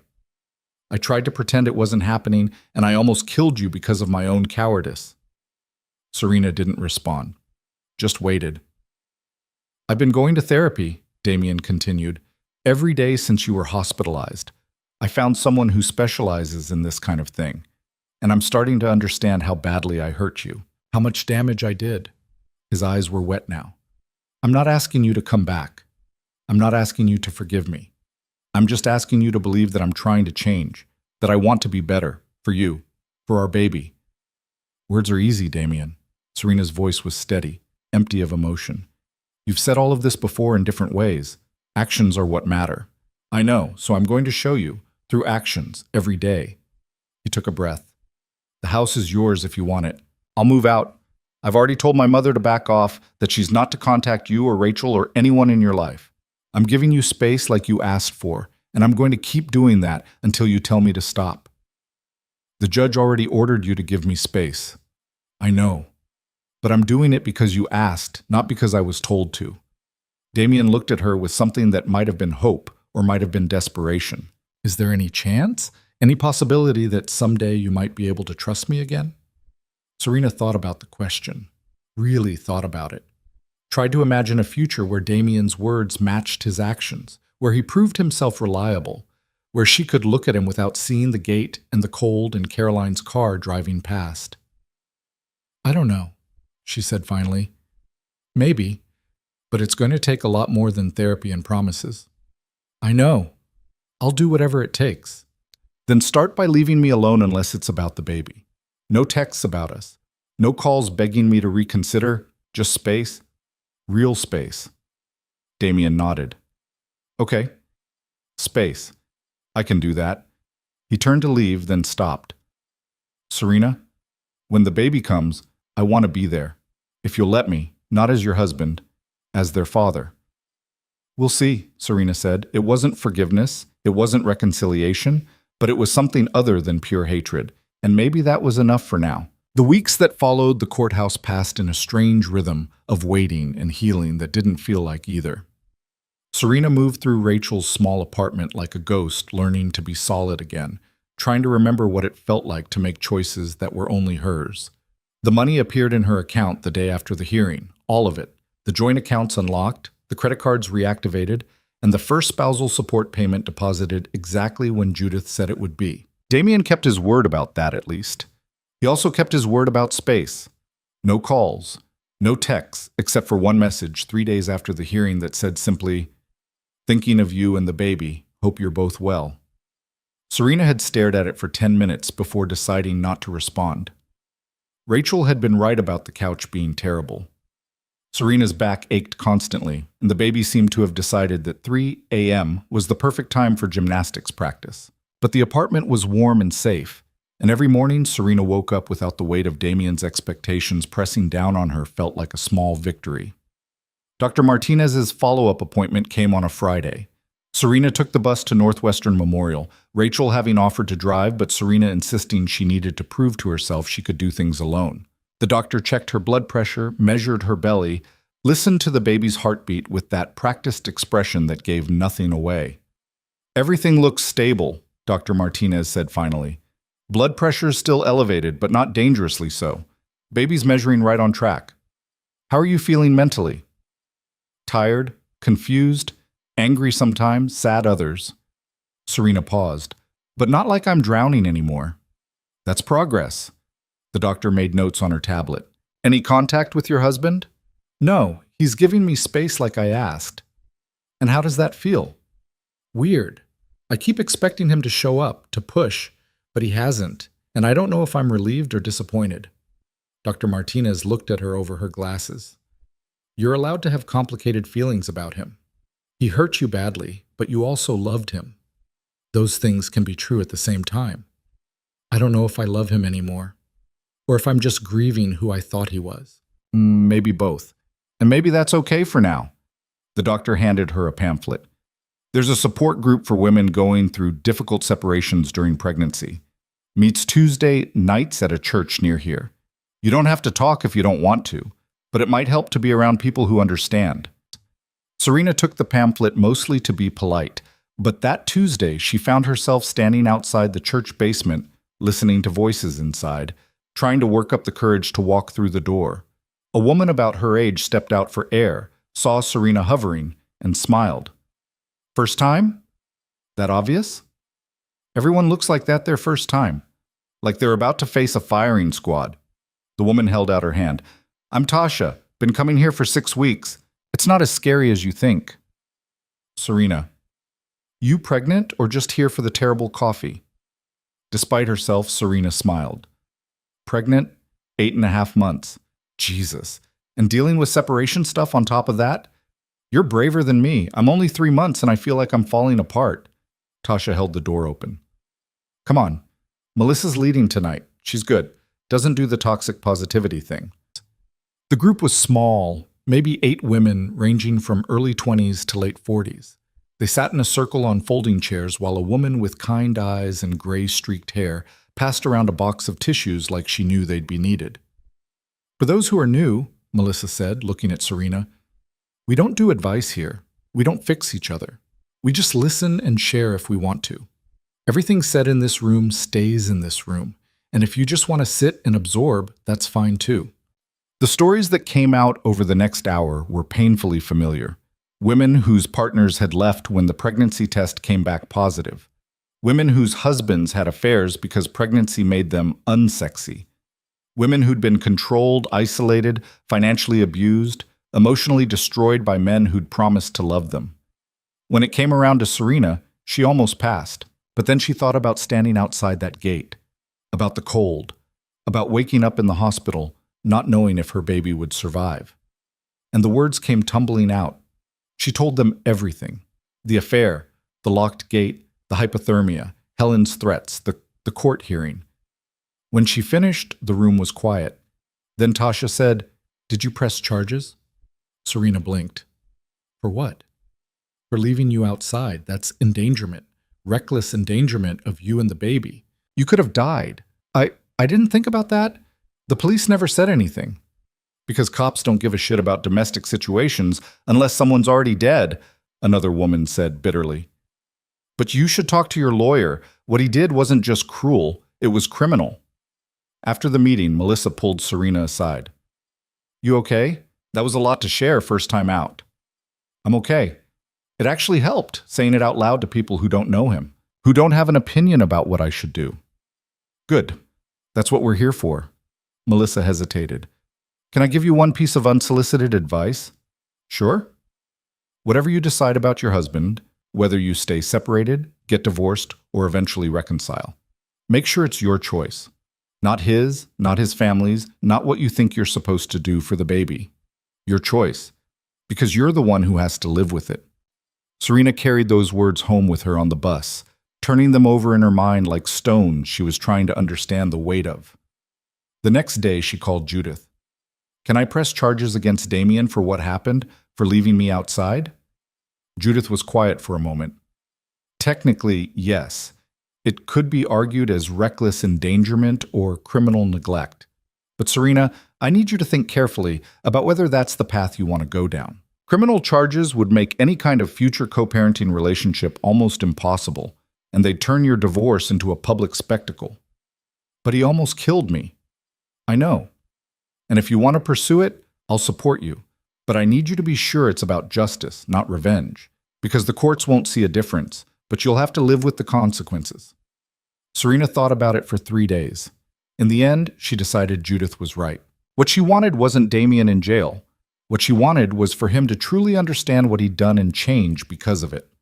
Criminal charges wouldn't accomplish that. But she did ask Judith to make sure it was documented in their divorce proceedings. Every detail. The affair, the gate code, the hypothermia, all of it. So if Damien ever tried to paint himself as the victim, there would be a record of the truth. March turned into April. The snow melted, leaving behind the kind of gray slush that made Chicago look exhausted. Serena hit 37 weeks, then 38, the baby getting bigger and her body getting more uncomfortable by the day. Damien sent his one aloud message per week, always brief, always the same sentiment in different words.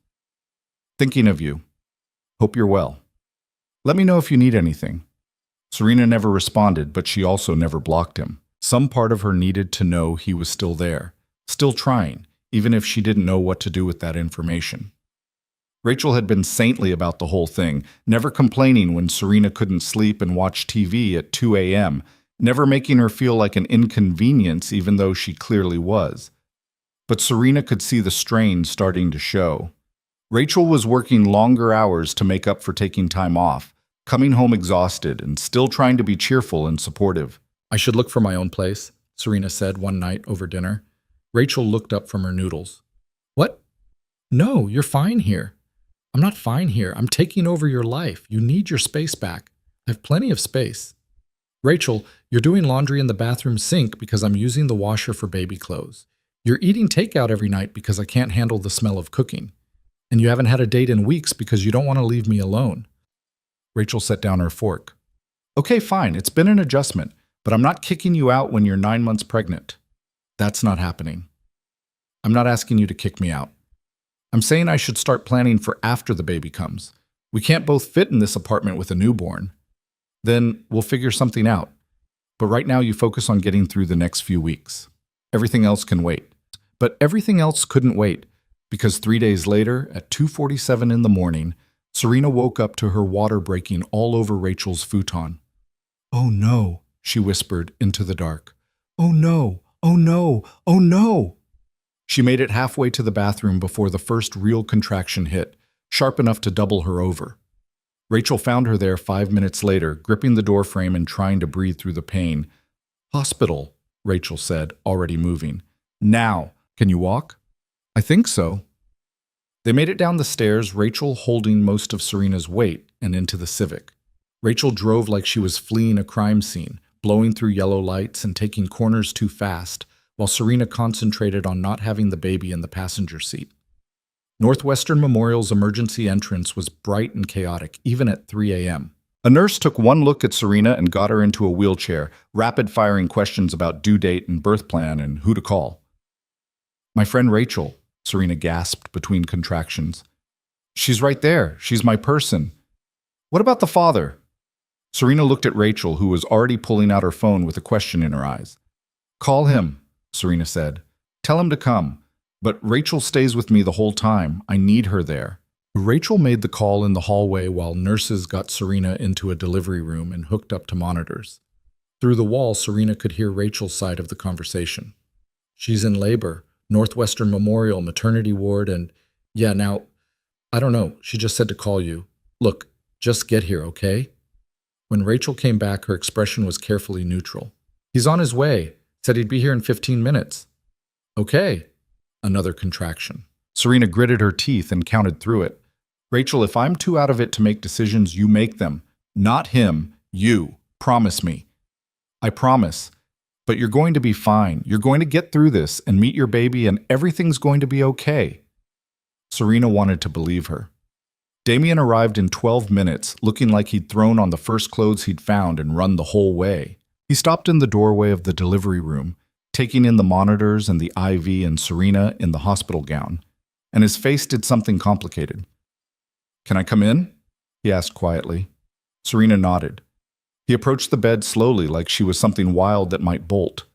Rachel moved to give him space, but Serena grabbed her hand. She stays, Serena said.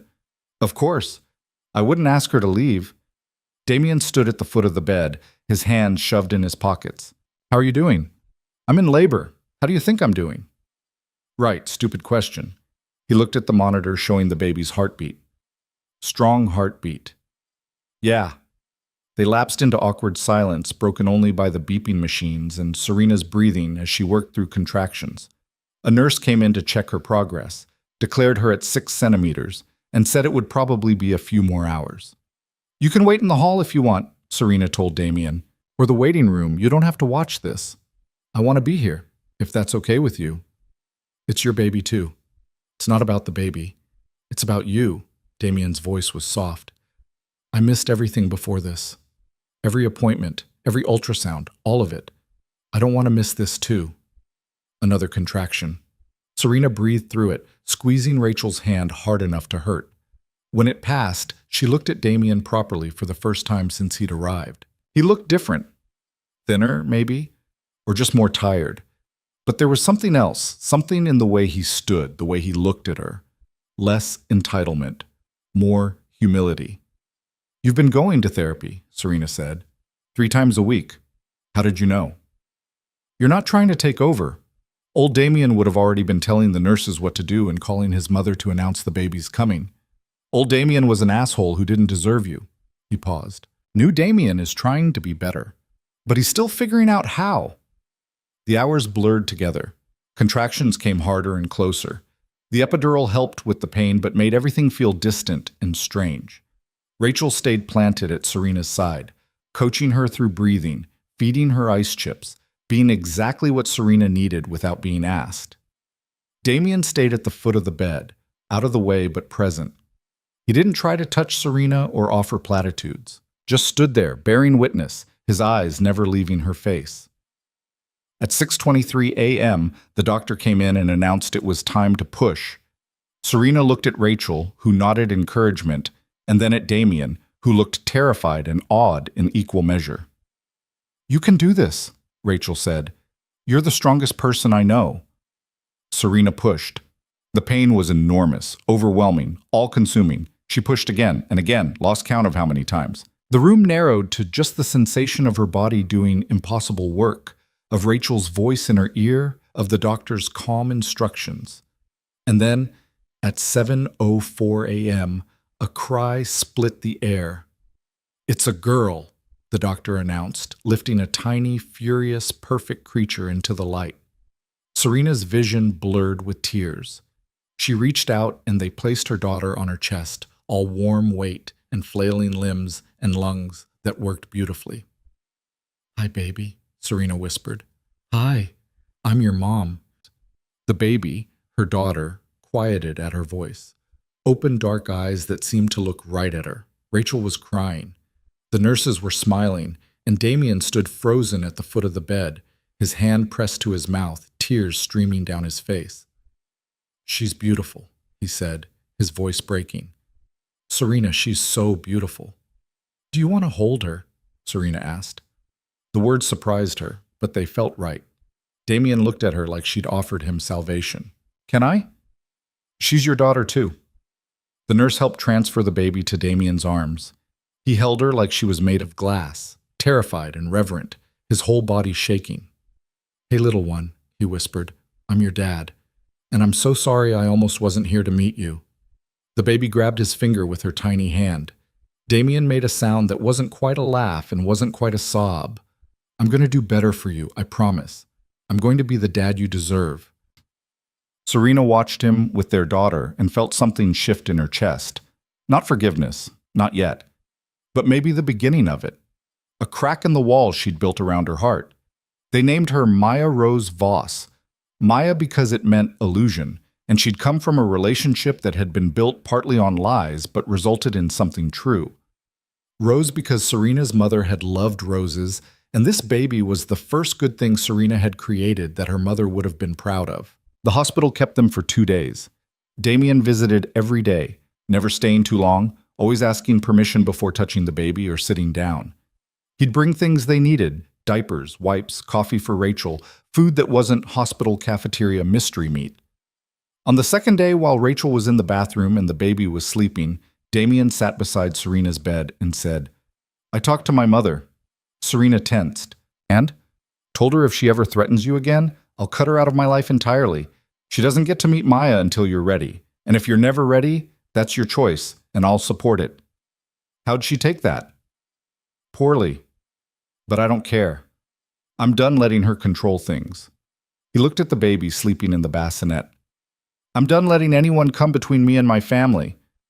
We're not your family anymore, not the way we were. I know, but we're something, co-parents at minimum, and I'm going to prove to you I can be trusted with that. Words are easy, Damien. I know. That's why I'm backing them up with actions. He pulled an envelope from his jacket and set it on her bedside table. Deed to the house. It's in your name now, free and clear. You can live there, sell it, burn it down, whatever you want. It's yours. Serena stared at the envelope. Why? Because you're right. Actions matter more than words. And I need to start showing you I mean what I say. He stood. I should go. Let you rest. But Serena, thank you for calling me when you went into labor. Thank you for letting me be here. It meant everything. After he left, Serena opened the envelope. The deed was there exactly as he'd said. The house that had locked her out now belonged to her completely. Rachel came back from the bathroom, took one look at Serena's face, and said, What happened? He gave me the house. Like, the whole house, the mansion? The whole thing, Rachel whistled low. Okay, that's a significant action. Yeah. Does it change anything? Serena looked at Maya sleeping peacefully, her tiny chest rising and falling. I don't know. Maybe. We'll see. They brought Maya home to Rachel's apartment on a Tuesday. The car seat installation had taken 45 minutes and required YouTube tutorials, but they'd managed it. Maya screamed the entire ride, her little face red with fury at being strapped into this strange contraption. Is she supposed to cry this much? Rachel asked, sounding panicked. I think so. The book said babies cry when they're uncomfortable. She's been uncomfortable since birth then. This kid has lungs. Getting the car seat up 3 flights of stairs was its own adventure. They ended up taking turns, Rachel carrying Maya while Serena hauled the seat, both of them sweating by the time they reached the apartment. Inside, the space Serena had found cramped, before now felt impossible. Where would the crib go? The changing table? The approximately 8 million things babies apparently needed? We can make it work, Rachel said, reading her mind. People raise babies in smaller spaces than this. Rachel, you've already done so much. I can't keep taking over your life. You're not taking over my life. You're sharing it. There's a difference. Rachel bounced Maya gently. Besides, someone needs to be here to witness you becoming a mom. Might as well be me. The first week was brutal. Maya didn't sleep more than 2 hours at a stretch. Serena's body was healing, but slowly, every movement a reminder of what she'd been through. And the exhaustion was unlike anything she'd experienced, bone deep and persistent. Damien texted every day. How is she? How are you? Do you need anything? Sometimes Serena responded. Sometimes she didn't. He never pushed. On day 8, Serena called him at 3 a.m., too tired to remember why she'd been holding him at arm's length. She won't stop crying, Serena said when he answered. I've fed her, changed her, burped her, everything, and she just keeps crying. Do you want me to come over? Would you? I'm already getting dressed. He arrived 20 minutes later with dark circles under his eyes that matched hers. Serena handed him the screaming baby without a word. Damien took her, held her against his chest, and started walking slow circles around Rachel's living room while humming something low and tuneless. Maya quieted within 5 minutes. "How did you do that?" Serena asked, half amazed, half annoyed. "I don't know. Maybe she just needed a change of scenery." He kept walking, kept humming. "You should sleep. I'll stay with her." "You don't have to eat." "Serena, sleep. I've got her." Serena was too tired to argue. She collapsed on the futon and was out within seconds. When she woke 4 hours later, Damien was asleep on the couch with Maya on his chest, both of them breathing in sync. Rachel was in the kitchen making coffee, trying to be quiet. "He's good with her," Rachel said when she noticed Serena was awake. "Yeah, he is." "Does that change things?" "I don't know. Maybe it should. But I can't forget what he did just because he's good at getting her to sleep." "No one's asking you to forget, but maybe you could consider forgiving. Eventually. When you're ready." Serena watched Damien and Maya, this man who'd almost destroyed her and this baby who'd saved them both, and wondered if forgiveness was even possible. If trust could be rebuilt after being so thoroughly shattered. The answer came slowly, in pieces, over the following weeks. It came when Damien showed up at 2 a.m. for the third time in a week, because Serena called, and he never once complained or made her feel like a burden. It came when Helen tried to visit and Damien turned her away at the door, telling his mother that she wasn't welcome until she apologized to Serena directly. It came when Judith called to say the divorce proceedings were moving forward and did Serena want to continue, and Serena realized she wasn't sure anymore. It came when Maya was 6 weeks old and Serena finally felt brave enough to drive to the mansion, her mansion now, to see if she could stand being in the place that had locked her out. Damien met her at the gate, which was propped open, the code long since changed to one only Serena knew. "I wasn't sure you'd come," he said, opening her car door. "Neither was I." He helped her get Maya's car seat out, and they walked up the driveway together. The house looked different in daylight, less imposing. Or maybe Serena was just different now. Inside, everything was exactly as she'd left it, except the master bedroom, which had been completely redone. New furniture, new bedding, new everything. "I couldn't leave it the way it was," Damien said quietly. "Too many ghosts. If you decide to move back in, I wanted you to have a fresh start." "Where would you live if I moved back?" "I've been staying at a hotel downtown, or I'd find an apartment, whatever you're comfortable with." Serena walked through the rooms, Maya asleep in her arms. Remembered the woman she'd been when she'd lived here, small and lost and trying to be what Damien wanted. Realized that woman was gone, replaced by someone who'd survived the worst and come out stronger. "I don't know if I can live here," she said. "Too many bad memories." "I understand. We can sell it, or you can rent it out. Whatever you want." "What do you want, Damien?" He looked at her for a long moment. "I want you to come home. I want us to be a family. I want to prove to you every single day that I'm not the man who locked you out anymore." He paused. "But what I want doesn't matter as much as what you need. So if you need me to walk away completely, I will. If you need me to just be Maya's dad and nothing more, I can do that. Whatever you need, I'll give it to you." Serena felt tears building. "I don't know what I need yet." "That's okay. Take your time figuring it out. I'm not going anywhere." They ended up in the kitchen, Damien making tea while Serena fed Maya, the domesticity of it strange and familiar at once. "I'm scared," Serena said suddenly, "of trusting you again, of believing you've changed and then finding out you haven't." "I'm scared too," Damien admitted, "of failing you again, of being the person I was instead of who I'm trying to become." He set a cup of tea in front of her. "But I'd rather be scared and trying than safe and giving up." "Have you really been going to therapy 3 times a week?" "Yeah, Dr. Patterson. She specializes in infidelity and emotional abuse recovery. For the person who did the hurting, I mean. She doesn't let me make excuses, calls me out on every defense mechanism." He smiled wryly. "It's brutal, but necessary." "What have you learned?" "That I was using Caroline to avoid dealing with my fear of being a father. That I isolated you because I was afraid of you seeing how scared I was. That I locked you out, literally and metaphorically, because I thought if I didn't have to face you, I wouldn't have to face myself." He looked down at his hands. "And that none of that is your fault. None of it. It was all my brokenness, and I made you carry the weight of it.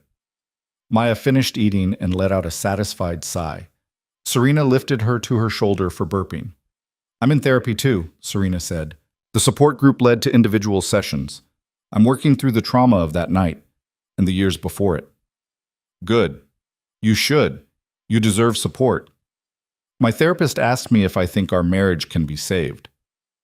What did you tell her? I said I don't know, because I don't. Some days I think yes, if we both keep working at it. Other days I think too much has happened, that we'd just be pretending the cracks aren't there. Damien nodded slowly. What would it take for you to trust me again? Really trust me? Serena thought about it. Time, consistency. You doing what you say you're going to do over and over until the pattern proves you've changed, and probably couples therapy if we're going to try this. I can do that, all of it. And boundaries, real ones. About your mother, about our money, about making decisions together instead of you controlling everything. Yes, whatever you need. And if I change my mind at any point, if I decide it's not working, you don't fight me. You let me go. That one hurt him. She could see it in the way his whole body tensed, but he said, Okay, if that's what you need, I'll let you go. They sat in the kitchen of the house that was now hers, drinking tea while their daughter slept between them, and for the first time in months, Serena felt like maybe, just maybe, there was a path forward she could actually walk. It wasn't forgiveness, not yet, but it was possibility. Over the next 3 months, Damien proved himself slowly, steadily, in ways that mattered. He showed up for every pediatrician appointment, learned to change diapers and give bottles, spent hours researching safe sleep practices and baby development milestones. He respected every boundary Serena set, never pushed when she said no, never made her feel guilty for needing space. He also started the process of selling his share of the family business to Helen, cutting financial ties with his mother and the toxic control she represented. It meant less money, less prestige, but it also meant freedom from the expectations that had shaped him into someone he didn't want to be. In July, when Maya was 4 months old, Serena agreed to couples therapy. They met twice a week with Dr. Chen, a no-nonsense woman in her 60s who'd spent 30 years helping couples rebuild after betrayal. The sessions were hard. Damien had to sit with Serena's pain, really hear it, without defending himself or minimizing what he'd done. Serena had to learn to communicate her needs clearly instead of hoping Damien would just figure them out. They both had to practice vulnerability in ways that felt terrifying after everything that had happened. But slowly, session by session, something shifted. The distance between them started to close. Not all the way. There were still hard days, still moments when Serena looked at Damien and saw the man who'd left her outside the gate. But there were also moments when she saw the man he was becoming, and those moments were getting more frequent. In August, Serena made a decision. I want to try living together again, she told Damien during a session. Not in the mansion, somewhere new, somewhere that doesn't have bad history attached to it. Damien's face lit up. Really? Really, but with conditions. We sell both properties, the mansion and Rachel's place since I've been covering her rent anyway. We find something new together, and we split everything 50-50. Joint accounts, but also personal accounts. Shared decision-making. Equal partnership. Yes, to all of it. They found a townhouse in Lincoln Park. 3 bedrooms, brick front, small yard for Maya to play in eventually. It wasn't as grand as the mansion, but it was theirs, chosen together, paid for together, filled with furniture they picked out side by side. Moving day was chaos. Rachel helped, of course, directing movers and assembling cribs, and generally being the force of nature she'd always been. When everything was finally in place and Rachel had left, and Maya was asleep in her new nursery, Damien and Serena stood in their new living room and looked at each other. This is really happening, Serena said. Yeah, it is. Damien reached for her hand tentatively. When she didn't pull away, he laced his fingers through hers. I know we're not all the way back yet. I know I still have to prove myself every day. But Serena, I want you to know I'm grateful for this chance, for you not giving up on us even when you had every reason to. I didn't do it for you, Serena said honestly. I did it for me. Because I realized I wanted to see if we could build something better than what we had before, something real. Can we? I think so. As long as we both keep showing up, keep being honest, keep choosing each other, even when it's hard. I can do that. Damien pulled her closer. Can I kiss you? Serena looked at him, this man who'd broken her and was working every day to make amends. The kiss she'd been avoiding for months because she was afraid it would erase what he'd done, make it easier to forget the lessons she'd learned. But she was also tired of being afraid, tired of protecting herself from someone who was genuinely trying to be better. Yes, she said. You can kiss me. The kiss was tentative at first, careful, both of them feeling their way back to something that had been lost. But then Damien's hand came up to cup her face, gentle and sure, and Serena leaned into it, and the kiss deepened into something that felt less like forgiveness and more like a new beginning. When they pulled apart, they were both crying. I love you, Damien said. I never stopped loving you. I just forgot how to show it. I love you too, Serena said. But loving you doesn't mean I've forgotten. It means I'm choosing to build something new with the person you're becoming. I can live with that.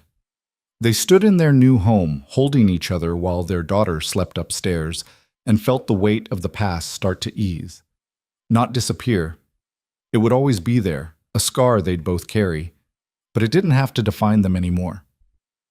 6 months later, on a cold February morning, Damien and Serena stood in Judge Morrison's courtroom again.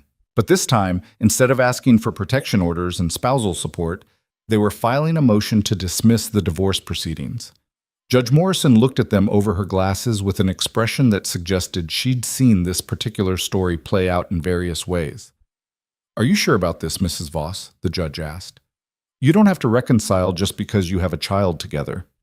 I know, Your Honor, but we've been in therapy, both together and separately, and I believe he's changed. More importantly, I've changed. We're not the same people who stood here a year ago. Judge Morrison looked at Damien. Mr. Voss, if you ever pull anything like what you did again, I won't, Your Honor. I swear it. See that you don't, because next time there won't be a reconciliation. There'll be restraining orders and criminal charges. She signed the dismissal. You're very lucky, Mr. Voss. Your wife is more forgiving than most people would be. I know, Your Honor. I remind myself of that every day. Outside the courthouse, Damien took Serena's hand. Thank you. For giving me another chance. For believing I could be better. Don't thank me yet, Serena said. We still have work to do. This isn't a happy ending where everything's magically fixed. This is just the beginning of building something real. I know, and I'm ready for it. He paused. All of it. The hard conversations, the setbacks, the days when you still don't trust me completely. I'm in this for the long haul. Good, because I'm going to hold you to that. They walked to their car, where Rachel was waiting with Maya, and drove home to their townhouse in Lincoln Park. That night, after Maya was asleep and the dishes were done, and the normal chaos of life with a baby had settled, Serena and Damien sat on their couch and talked about the future. Not the fantasy version where everything was perfect, but the real version where they'd both made mistakes and both had to keep working every day to build something better than what they'd had before.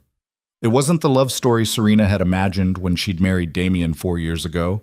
That story had been full of grand gestures and expensive gifts and the illusion that money and passion were enough to sustain a marriage. This story was different, smaller, quieter, built on couples therapy appointments and honest conversations and the daily choice to show up for each other even when it would be easier to walk away. It was messy and imperfect and required constant effort, but it was real. And standing outside that gate in the freezing cold, Serena had learned that real was what she needed. Not perfect, not easy, just real. She looked at Damien, who was looking at her with all the love and regret and hope a person could hold, and she smiled. We're going to be okay, she said. Yeah, Damien agreed, pulling her close. We really are. And for the first time since that terrible December night, Serena believed it.